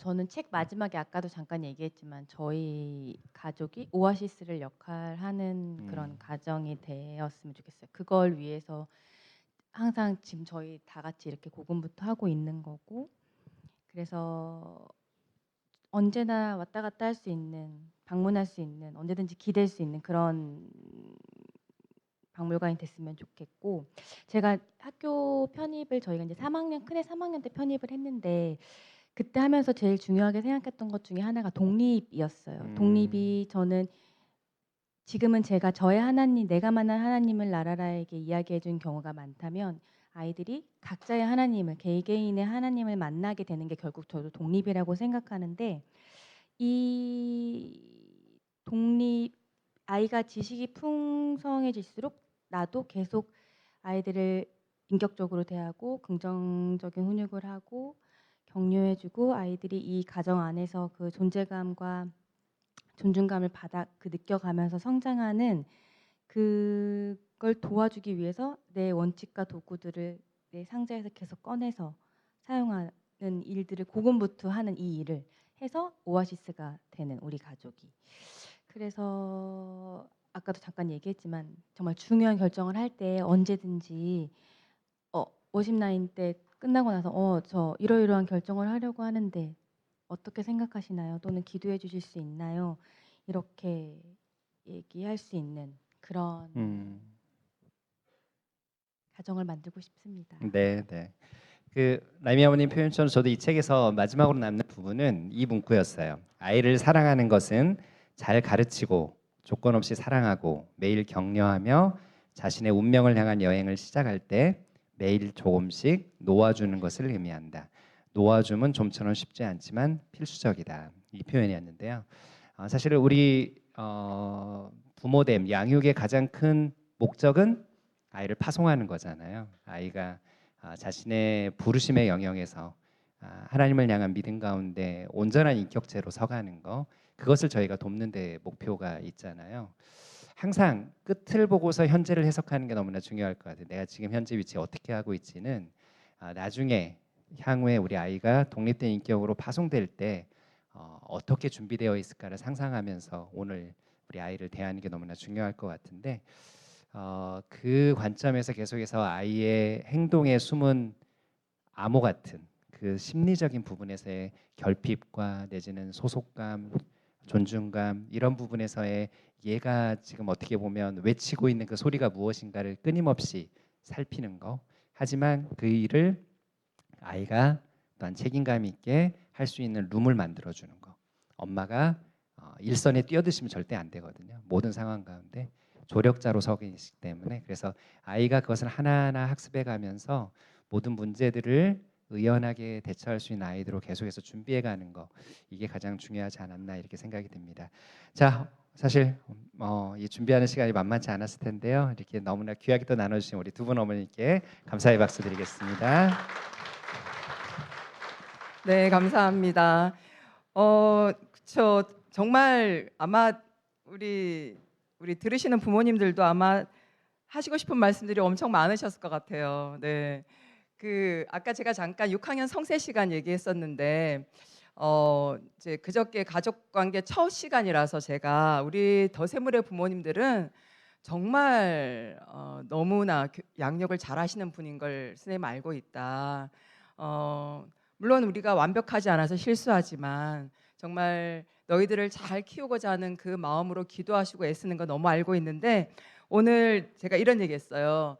시간상 너희들이 엄마 아빠의 양육을 통해서 이렇게 좀 많이 느낀 거를 다 얘기하기는 시간상 부족하기 때문에 오늘은 엄마 아빠 중에 한 분만 좀 얘기를 해주라. 엄마의 어떤 양육으로 저는 이런 성장에 좀 영향을 받았습니다. 또는 아빠의 어떤 부분으로 제가 이렇게 자란 것 같습니다를 두 분 다 얘기하면 좋겠지만 시간상 한 분만 하자 이렇게 좀 했었어요. 오늘 이렇게 6학년 부모님들 많이 오셨는데 뭐 51대 49지만 또 아이들이 조금은 더 이렇게 얘기하고 싶은 분을 얘기를 하는데 우리 아버님들이 엄청 잘 양육하고 계시더라고요. 우리 6학년 아이들이 아빠 얘기를 엄청 많이 했었어요. 네, 많이 하면서 우리 엄마보다는 아빠가 내 얘기를 좀 더 들어주는 것 같아요라고 하면서 이렇게 얘기를 하더라고요. 그래서 우리 참 감사하고 좋더라고요. 이렇게 또 양육과 교육에서 또 이렇게 아버님들이 함께 한다는 게 엄청 듬직함이거든요. 그래서 오늘 이렇게 또 나와주신 우리 아버님들 너무 감사합니다. 우리 같이 좀 얘기 좀 해야 되겠죠.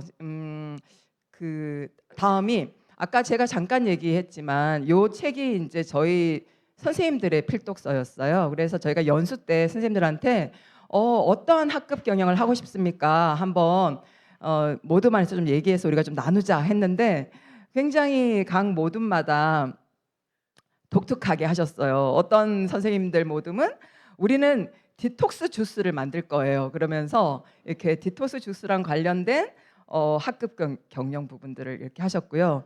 또 어떤 부분은 SRT가 사랑터의 준말인데 그래서 우리는 또 이런 사랑터의 SRT 학급 경영을 하겠습니다. 이렇게 했는데 오늘 모둠별로 우리 가정 우리 너무 많으시면 이렇게 테이블을 떼서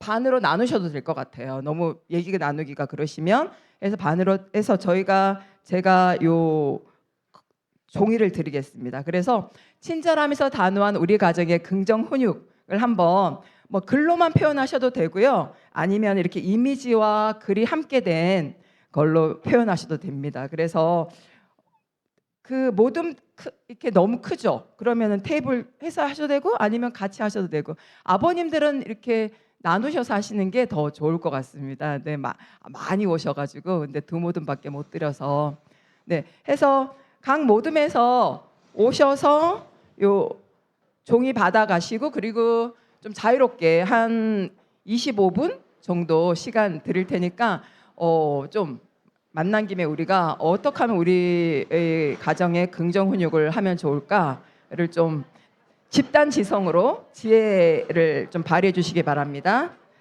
경청.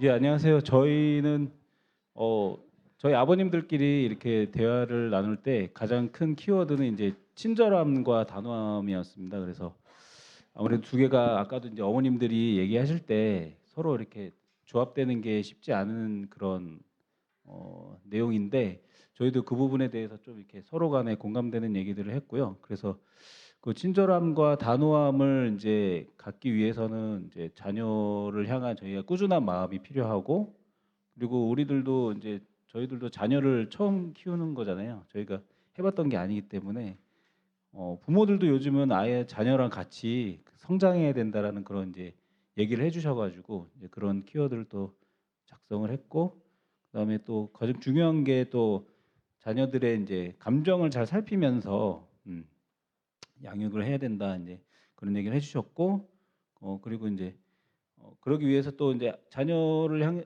또 이렇게 양육하다 보면은 너무 이제 간섭하게 되고 잔소리하게 되는데 그럴 때 저희가 한 발짝 물러설 필요가 있다 이런 얘기들을 하면서 이제 저희 이렇게 얘기를 마쳤습니다. 이상입니다. 네. 감사합니다. 다음 모든 빨리 나와주세요, 아버님. 네.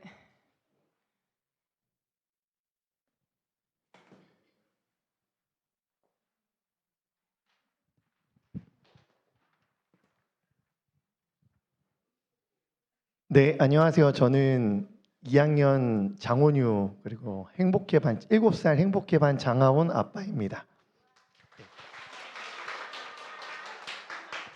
네, 저희는 일단 이 긍정의 훈육이라는 책에서의 이 단어적 불편함, 훈육인데 긍정이야라는 어떤 이런 의문점에서 저희 아빠들이 조금 이렇게 느끼는 좀 이건 너무 훈육하는데 어떻게 긍정적으로 할 수 있지라는 이제 의문에서 출발해서 이야기가 좀 시작이 됐고요. 저희가 이제 이렇게 표기한 것은 이제 내 잔이 넘친 아이다의 어떤 그림인데 이 잔을 어떤 잔을 어떻게 채워서 이 잔을 어떻게 채워서 아이들을 어떻게 훈육하는가의 결과에 따라서 우리 아이들의 모습이 이렇게 달라질 수 있는가 좀 이렇게 생각을 해봤습니다. 그래서 네.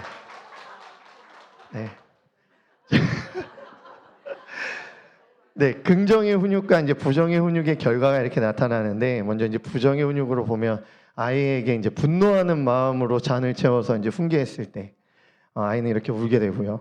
그리고 이제 비난과 야, 너 그거밖에 못해? 야, 너 뭐 하는 거야? 딱 이렇게 이제 했을 때 네, 저희 본 모습이 이렇게 나오면 안 되는데 그리고 아이가 뭔가 잘 못하는 모습을 봤을 때 이제 불안하고 염려와 막 각종 이제 어떡하지 우리 애가 제대로 성장할 수 있을까라는 어떤 이제 불안과 야 옆집에는 야 같은 반에 누구는 이렇게 하는데 너 지금 뭐 하고 있는 거야 비교와 나 도무지 이해가 안 되네 여보 닮아서 그런 건가 막 이런 어떤 얘기들로 이제 막 저희가 했을 때 아이는 그 훈육의 결과로서 이러한 모습이고 이제 긍정의 훈육은 이제 저희가 일관성의 모습 부부가 하나 된 모습을 일관성의 모습을 가지고 사랑의 마음을 가지고 그리고 예수님이 저희를 그렇게 사랑하셨듯이 긍휼한 마음을 가지고 아이가 못하는 부분에 대해서 저희가 얘가 그럴 수도 있지라는 마음으로 다가가서 훈육을 했을 때에는 아이가 이렇게 겉으로는 표정은 굳어 있을지 모르겠지만 아이는 이렇게 웃는 모습이지 않을까 그리고 격려하는 모습 그리고 이제 훈계가 단지 아이에게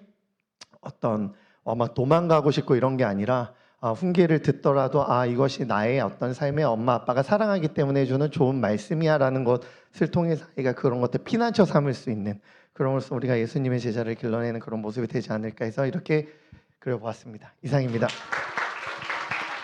와, 감동적입니다. 네. 저희 이거 학교에다 붙여둬도 되겠습니까? 네. 우리 부모님들의 생각이야. 그러면서.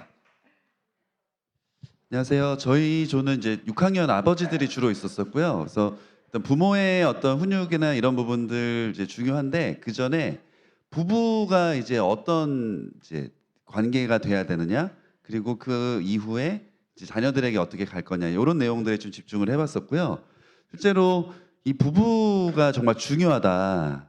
그래서 이제 아버지들 입장에서 썼습니다. 아버지들이 더 노력해서 엄마들과 대화할 수 있는 시간을 내야 된다. 도망가지 말고 시간을 적극적으로 낼 수 있도록 아빠들이 역할을 해야 된다. 자, 요게 이제 1번이었습니다. 이게 이제 제일 어렵거든요. 그래서 일단은 동굴에서 나오자. 이제 근데 요게 이제 뭘로 이어지냐 이거죠. 이게 엄마에게 이렇게 아내에게 나갈 수 있는 그 모습이 결국은 자녀들에게 주말 시간을 내어서 우리 자녀들에게도 그 시간이 함께 흘러갈 수 있다. 그래서 시간을 더 내어주는 것이 아빠로서의 중요한 역할이다라고 생각을 했었고요. 두 번째는 자녀 양육 태도에 대한 일관성을 갖도록 부부가 정말 많은 대화를 해야 된다. 요거는 태도적인 부분도 있을 거고 교육에 대한 방향도 있을 것이다.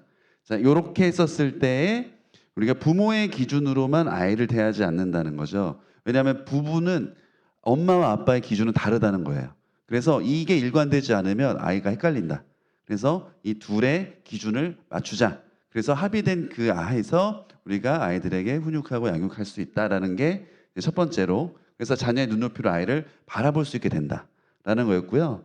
또 이제 이런 양육 태도와 교육 방향의 일관성은 부부가 합의된 기준으로의 양육 방향으로 자녀를 대할 수 있다. 그래서 예시로 자녀를 이제 저희 아버님 중에 한 분께서 이제 엄마가 이제 주중에 계속 아이를 이제 양육하다 보니 이제 지쳤어요. 그래서 꼭 매주 혹은 뭐 많은 시간을 이제 할애해서 주말에 이제 4시간 정도를 아이를 이제 사우나를 데려가고 그리고 나서 또 이제 햄버거를 먹이고 이렇게 이제 돌아오면 그 이제 엄마의 컨디션이 이렇게 막 올라가는 게 느껴진대요. 그러면 이게 선순환이 돼서 그 다음 주에 아이를 태하는 엄마의 그 이제 레벨이 좋아져서 이게 선순환이 되더라.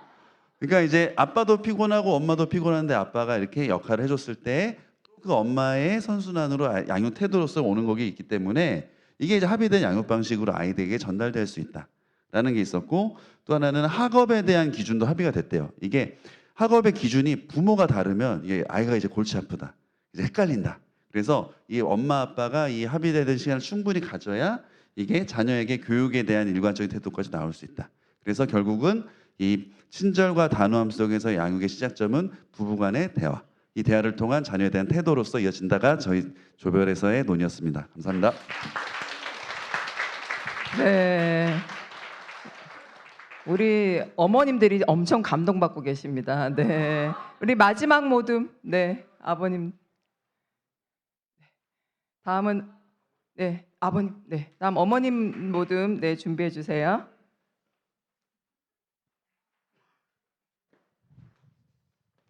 네, 저희 조는 먼저 각자 어떻게 훈육하고 계신지에 대해서 설명했고요. 각자 상황이나 부모님들의 성격이 다르기 때문에 각자 친절과 단호에 대해서 어떤 원칙을 가지고 할 것인지에 대해서 정리를 해왔습니다.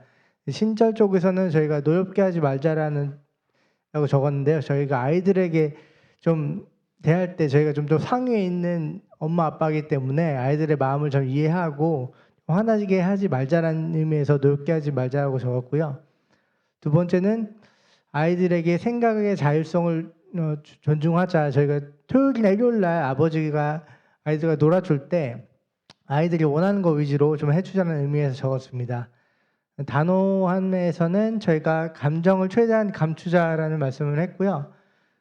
저희가 남자들이 좀 욱하는 게 좀 있기 때문에 좀 말씀과 원칙을 따라서 단호하게 좀 감정을 최대한 감추고 행동을 하자는 말씀을 했고요. 두 번째는 저희가 자녀를 대할 때 어떻게 보면 감정에 휩쓸리지 않고 어떤 동일한 일관성 있게 기준을 가져서 단호하게 아이들을 대하자라는 의미로 적어보았습니다. 이상입니다. 네, 감사합니다. 자, 이런 감동을 받아서 우리 어머님들, 네, 네, 이 앞에부터 차례대로 할까요? 네.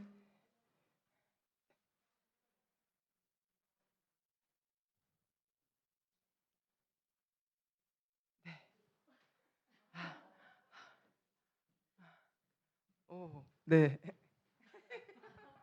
네, 안녕하세요. 저희는 매일매일 더 행복해지는 우리 집을 위해서 어떻게 애쓰면 될까 해서 나온 이야기들을 적어봤고요. 건강한 소속감은 저희들이 집에서 그 인생 주기 중에 특별한 시기들을 보내고 있는 구성원들이 있잖아요.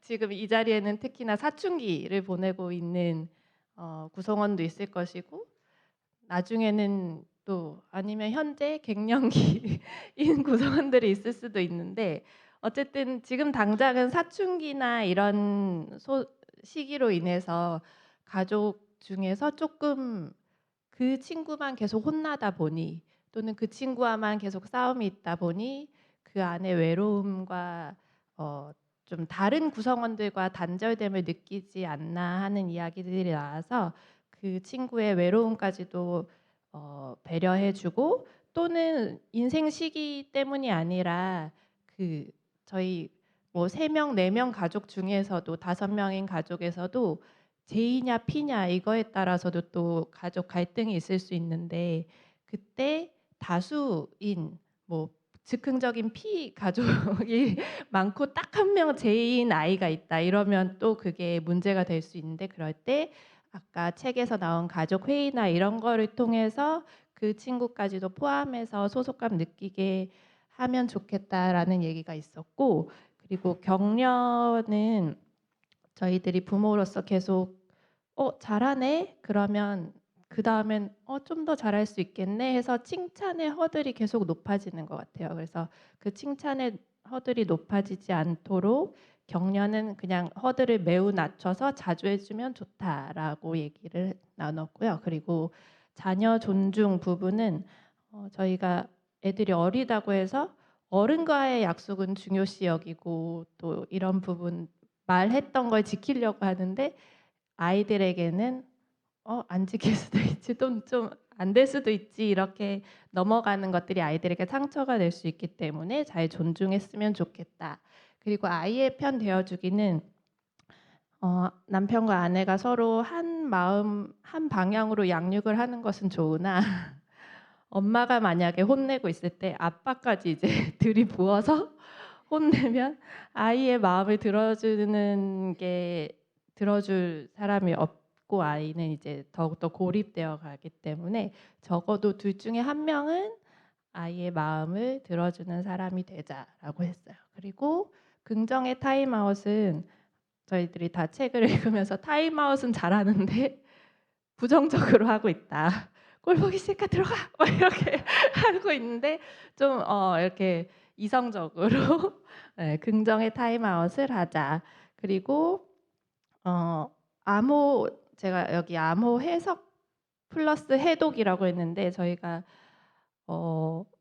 아이가 표현하는 게 저희도 서투르지만 아이도 서투르잖아요. 뭔가 부모님에게 위로받고 싶고 공감받고 싶은데 그거를 저희 아이들 특히 저는 5학년 아이가 있는데 이게 도끼를 뿜어내면서 표현할 때가 있거든요. 네. 그런 뾰족한 표현조차도 저희가 그 독소를 빼면서 해독까지 해가면서 해석과 해독을 해서 아이의 마음을 읽어주자. 그리고 마지막으로 시간 내기는 5분이라도 질적으로 높게 아이 눈 마주치고 이야기하는 시간을 가졌으면 좋겠다. 이런 이야기들을 나눴습니다. 이상입니다. 역시 아주 구체적이죠, 그렇죠? 이렇게 또 직접 아이들과 많은 얘기들을 나누시니까 좀 네.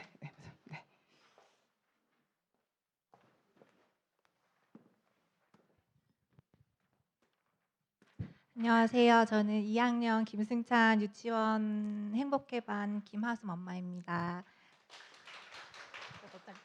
저희 모즘에서는 이제 이런 이야기를 나눴는데 이 책에 보면 되게 다양한 그 훈육 도구 같은 게 나오잖아요. 너무 많아서 이제 머리 안 들어올 정도인데 그 모든 것이 이제 얘기하는 게 사실은 그 신앙 안에서 어떻게 인격적으로 아이를 이제 양육할 것인가에 대한 세부 지침 같은데 근데 그 모든 것들을 이제 보다 보면은 이렇게 하나님이 우리를 대하실 때 어떻게 대하시느냐가 이제 보이더라고요.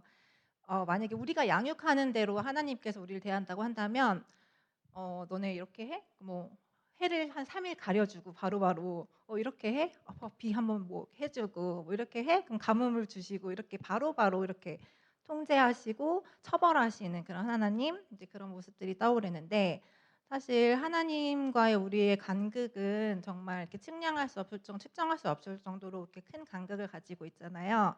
하지만 우리와 자녀의 간극은 같은 피조물이고 또 같은 그런 건데 하나님께서 우리를 대하실 때 그렇게 대하지 않는데 우리가 아이들을 대할 때 너무나 그렇게 교만한 마음으로 대하고 있지 않은가. 오히려 하나님과 예수님께서 우리를 대하는 방식을 닮아야겠다 그런 게 떠올랐거든요. 그래서 우리가 하나님이 가지고 계신 그런 하나님의 성품 중에서 우리가 많이 알고 있는 그런 무조건적인 사랑, 따뜻하지만 죄에 대한 그런 단호하심, 용서하시고 온유하시고 또 오래 참으시고 인격적으로 우리를 대우해 주시는 그런 성품을 일단 우리가 가지고 부모의 우리가 훈육을 해야 되겠다. 그렇게 봤을 때 부모가 그러면 우리의 그런 하나님의 성품을 기억하면서 어떻게 우리 아이에게 적용을 할까 훈육을 거기에 나온 세부 지침이 뭐 가정 회의, 경청, 뭐 소속감과 존중감을 가지고 격려하고 감정 읽어주고 이런 것들을 할 때 하나하나를 이렇게 외워서 하는 것도 좋지만 우리가 이럴 때 하나님이 우리한테 어떤 인격적으로 어떤 사랑을 보여주시고 어떤 가르침을 보여주시는가 그거를 기억하면서 하면 우리 아이들이 그런 사랑과 그런 훈육을 받고 자랐을 때 되게 자율성과 책임감을 가지고 백만인을 섬기는 하나님의 그런 성품을 닮은 서번트 리더십을 가진 예수 제자가 되지 않을까 이렇게 생각을 했습니다. 우리 더 샘물 교육의 사명 선언문을 다 외우고 계십니다. 네, 우리 부모님들이 이 표현하는 역량이 엄청 뛰어나시다. 입학 설명회 때 오셔서 좀 설명해 주시면 좋겠다는 생각도 듭니다. 네, 어머님. 네.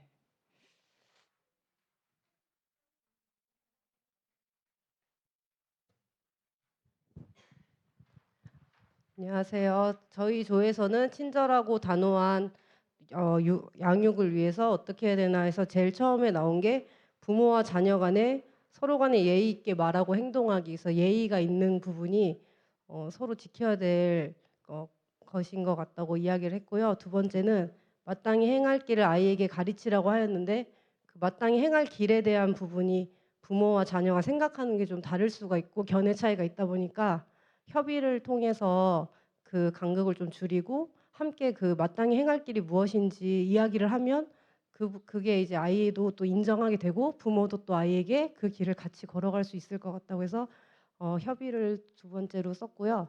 세 번째로는 격려가 나왔는데 일단 격려에 대한 표현을 저희들이 격려한다는 말 안에서 염려와 잔소리가 좀 많이 들어가서 진짜 격려가 아닌 경우가 많은 것 같다. 그래서 이제 전적으로 아이가 어떤 행동을 했을 때 그 부분을 좀 더 믿어주고 또 대화를 통해서 아이의 진짜 마음을 알아주면서 긍정적으로 성장하길 바라는 마음에 진정한 격려를 좀 했으면 좋겠다. 그런 이야기를 나눴고요. 또 존중하는 마음에서 존중이 나왔는데 아이의 이야기에 경청하고 내면의 마음을 확인해 보면서 그 빙산의 일각 아까 사진이 있었잖아요. 그래서 겉으로 표현된 모습을 보면 좀 존중해주기 어렵고 이해하기 어렵지만 그 아이가 진짜 왜 그렇게 행동하는지 그 내면을 좀 보면서 그 내면에 집중하고 진정으로 아이 자체를 존중해주면 이게 진짜 친절하고 단호한 양육의 태도가 아닐까 그런 이야기를 나눴습니다. 그리고 우리가 이렇게 교육을 듣고 많은 부분에서 어떻게 하면 좋은지 알고는 있는데 사람이라서 그걸 하기가 어렵잖아요. 해내기가. 그래서 저희가 하나님께 부모로서 기도하고 그래서 부제로 이제 지혜를 구함. 그래서 가정에서 친절과 단호한 훈육을 진정으로 이루기 위해서는 하나님께 지혜를 구하는 기도가 가장 필요하다. 예, 주여 이렇게 하면서 마무리했습니다. 네, 네, 정말 그쵸, 맞아요. 매일 주의해야 됩니다. 네, 네, 마지막, 네.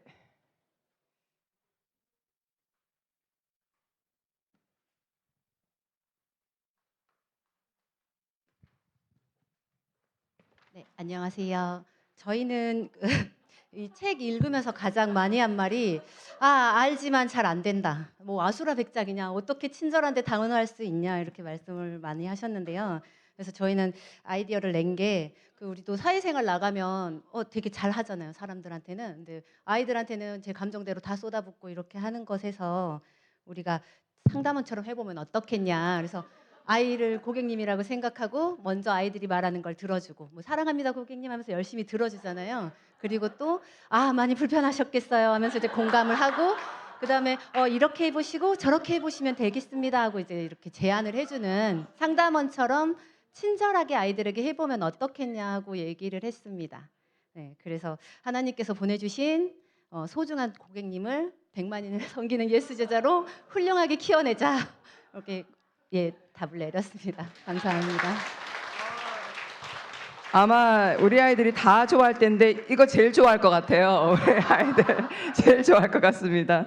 네, 이거 반드시 제가 소개하도록 하겠습니다. 네, 사실 학부모 교육이 지금 이 시간이 가장 귀한 시간인 것 같아요. 학부모 교육이 그냥 이렇게 말씀드리는 시간보다는 우리 부모님들이 서로 대화 나누면서 서로 정말 잘하고 계신 부분들도 같이 나눠주시고 또 같이 또 이렇게 다짐도 해보시고 또 이렇게 나와서 또 이렇게 모둠에서 했던 부분들을 또 나누는 이 시간들이 정말 학부모 교육의 가장 절정이 아닌가. 그래서 우리 더샘물 앞으로 학부모 교육이 이런 시간들을 점점 더 이렇게 좀 구체적으로 더 만들어가면 이제 더 되면 나중에 저학년, 고학년도 한번 나눠보고 아버님, 어머님도 한번 나눠보고 이렇게 하면서 더 많이 구체화하면 좋을 것 같아서 하여튼 어머님들의 그런 이야기 보따리 또 지혜 앞으로 아버님들도 더 많이 나누는 시간 되면 좋을 것 같습니다. 서로 좀 수고했다고 좀 박수. 네, 너무 수고하셨습니다. 네, 이제 광고하고 오늘 학부모 교육 마무리하도록 하겠습니다. 자, 몇 가지 안내 드리도록 하겠습니다. 잠깐만요. 화면이 안 넘어가서.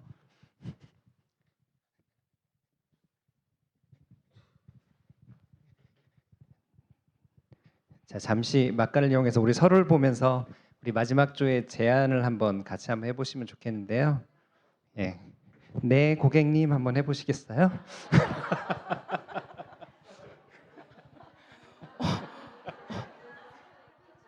오늘 집에 가서 이거 실천하시기. 네. 자, 사실 아마도 오늘 학부모 교육에 못 오신 분들의 마음속에 나 필독서 못 읽었는데 아마 이런 마음도 있으신 분들이 있으세요. 근데 여러분들 만약 안 읽고 오셨어도 오늘 오신 분들 너무 잘하셨어요. 네, 항상 그럼에도 불구하고 나오시는 게 너무나 중요합니다. 하지만 읽으셔야 돼요. 네, 그래서 혹시나 이 책에 대한 부분들이 아직 실제 본인이 텍스트로 읽으면서 정리가 안 되신 분이 계시다면 꼭 읽으시고 저희 밴드에 있는 링크를 통해서 소감문 제출을 꼭 해주시면 좋겠습니다. 이게 자기 것이 되려면 이 과정들이 꼭 필요합니다. 중요한 학사 일정 계속 몇 가지 안내해 드리는데요. 더샘물에서 학부모 교육과 또 전체 행사 중에서 가장 중요한 날이 바로 더샘물 비전 나눔 시간입니다. 올해 11월 22일에 예정하고 있습니다. 그래서 그때 오전 11시, 3시, 저학년들은 보통 11시고요. 그다음에 고학년들이 3시 이렇게 배정이 될 텐데요. 이날은 더샘물이 이제 7년 차를 맞이했고 그간에 주신 많은 감사의 제목들이 있어요. 그래서 그걸 함께 나누면서 또 저희가 작년에 더샘물 비전 2030 말씀드리면서 구체적인 변화들을 계속 고민하고 있거든요. 그에 대한 구체적인 올해 한 해의 또 열매가 무엇인지 그리고 또 저희가 또 어떤 씨름 가운데 기도하면서 나아가고 있는지를 좀 구체적으로 안내드리고 또 후원을 요청하는 자리입니다. 그래서 그날 함께 꼭 참여해 주시고 모든 학부모님들이 다 함께 필참해 주시는 시간입니다. 그래서 함께 기도와 후원으로 마음을 모아 주시는 시간이니까요. 그 시간들 꼭 기억해 주시고 11월 22일에 오전 11시가 안 되면 3시라도 이렇게 함께 참여해 주시기를 부탁을 드립니다. 다음 주에 판다와 사자가 예정되어 있습니다. 목요일입니다. 오전 11시에서 오후 5시까지 진행되고요. 혹시 그 판다와 사자가 뭔지 모르신 분은 없으시죠? 네, 저희 안에서 진행되는 플리마켓이에요. 다양한 먹거리들이 준비되어 있습니다. 그리고 반찬도 준비되어 있고요. 수익금은 전부 다 학교 장학금으로 후원하게 됩니다. 특별히 우리 5, 6학년 학부모님들이 너무 애써 오셨어요. 6학년 학부모님들이 또 많이 주축이 돼서 지금까지 섬겨 오셨는데 이게 이제 또 다음 학년으로 또 함께 세워져 가는 과정들이 필요합니다. 그래서 이 일들을 준비해 가시는 부분에 있어서 우리 어머님도 함께 참여해 주셔서 이 좋은 전통이 계속해서 이어져 갈 수 있도록 함께 동행해 주시면 좋겠습니다. 오늘 지금 아이들 학교에서 선발 캠프가 진행되고 있어요. 내년도 신편 입생을 위해서 지금 진행되고 있는 과정 가운데 있는데요. 2차 입학 설명회 또 전형이 11월 15일 날 예정되어 있습니다. 그래서 더 많은 가정들이 기독교육에 함께 할 수 있는 그런 자리가 될 수 있도록 함께 좀 적극적으로 안내해 주셨으면 좋겠어요. 특별히 유치과정 올해 처음 세워졌고 또 중간중간에 또 여러 가지 어려움과 씨름이 있었지만 감사하게도 건강하게 잘 세워져 가고 있습니다. 그래서 초등, 중등, 고등의 각 교육과정들마다 새로운 가정들이 또 함께 할 수 있도록 그래서 우리 가정과 함께 아이들이 견고하게 서가는 그 일에 우리가 많은 동역자를 얻을 수 있도록 함께 기도해 주시고 적극적으로 안내해 주시면 좋겠습니다. 그 다음에 11월 28일 날 금요일 날 이날 재량 휴일로 저희가 학사 일정상 잡고 있습니다. 선생님들이 가장 그 체력적으로 고갈되는 시기가 1년 중에 겨울 학기예요. 그때가 가장 힘들거든요. 그리고 그때는 사실은 연휴가 거의 없어요. 대부분 다 9월, 10월에 몰려 있기 때문에 그래서 저희가 올해는 특별히 11월 28일에 재량휴일을 잡게 되었습니다. 그래서 선생님들이 겨울 학기를 마지막 마무리하시는 그 과정에서 다시 한번 재충전하고 다시 한번 초점을 삼고 나아갈 수 있도록 사실은 우리 학부모님들이 좀 배려를 부탁드립니다. 그래서 이 날은 특히 이제 맞벌이 가정의 경우에 좀 어려움이 있으실 텐데요. 이 부분들 좀 양해해 주시고 재량휴일로 가는 부분들 또 미리 좀 준비해 주시기를 부탁을 드리겠습니다. 그 다음에 현재 지금 교직원 채용과 관련해서 또 한 가지 안내드리면요. 오랜 공지사항이에요.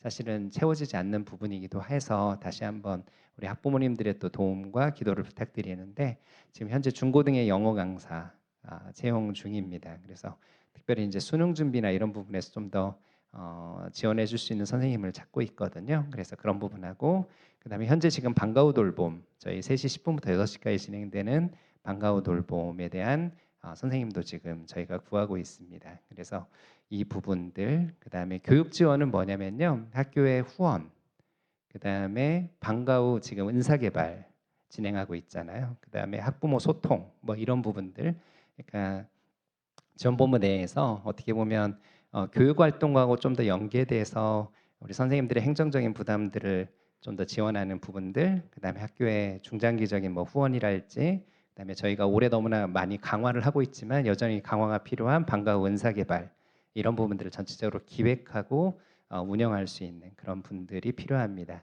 사실 어느 역할보다도 우리 학부모님들 가운데 혹시 이런 부분에 은사가 있고 경력이 있으신 분이라면 좀 더 적극적으로 고민해 보시고 기도해 보시고 지원해 보시는 것도 좋을 것 같아요. 그래서 이 부분에 있어서 좋은 분이 준비되고 기도 가운데 잘 소통될 수 있도록 기도를 부탁드리겠습니다.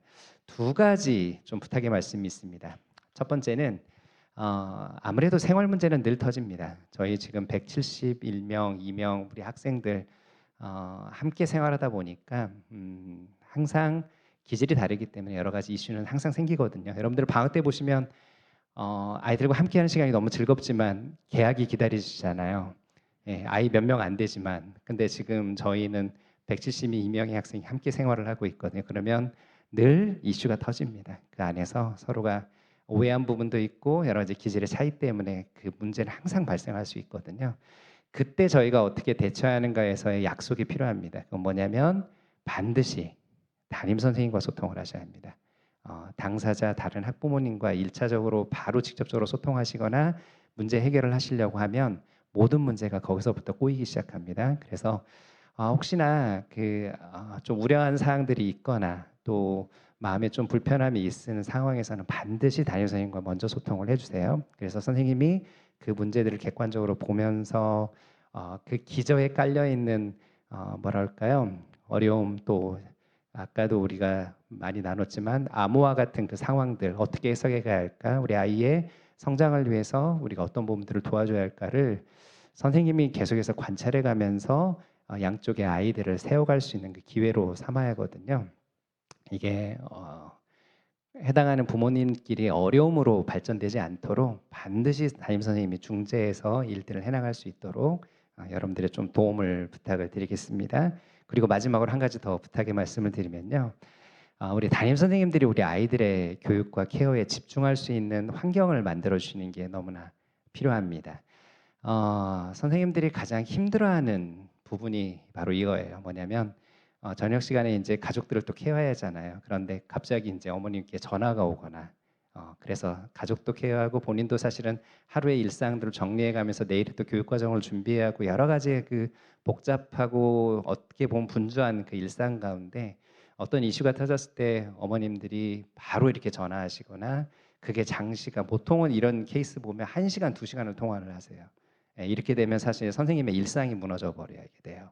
그리고 그거를 또 문제 해결하는 부분에서도 대단히 어려워지거든요. 그래서 이 부분에 있어서 사실은 우리가 오늘 긍정적 타임아웃 말씀드렸고 함께 나누었는데 사실 우리 부모님들의 긍정적 타임아웃 시간이에요. 사실은 그때 어떤 사안이 발생했어요. 그러면 사실은 그날은 지나가야 돼요. 그리고 나서 어떻게 보면 그날은 짧게 선생님 내일 좀 긴밀하게 상의 드릴 게 있습니다. 언제 한번 뵐 수 있을까요? 언제 소통이 가능할까요? 이 정도 소통은 가능하시겠죠. 근데 어떤 사안을 직접적으로 카톡에 장문으로 보내신다거나 직접적으로 지금 통화를 해서 뭔가를 해결을 하시려거나 이거는 사실은 문제 해결이 전혀 되지가 않고 그 사안을 대하는 선생님마저도 조급함이랄지 좀 어려움으로 갈 수 있는 그런 상황들이 되게 많습니다. 그래서 그런 상황에서는 반드시 담임 선생님의 일상을 저희가 좀 보호해드려야 돼요.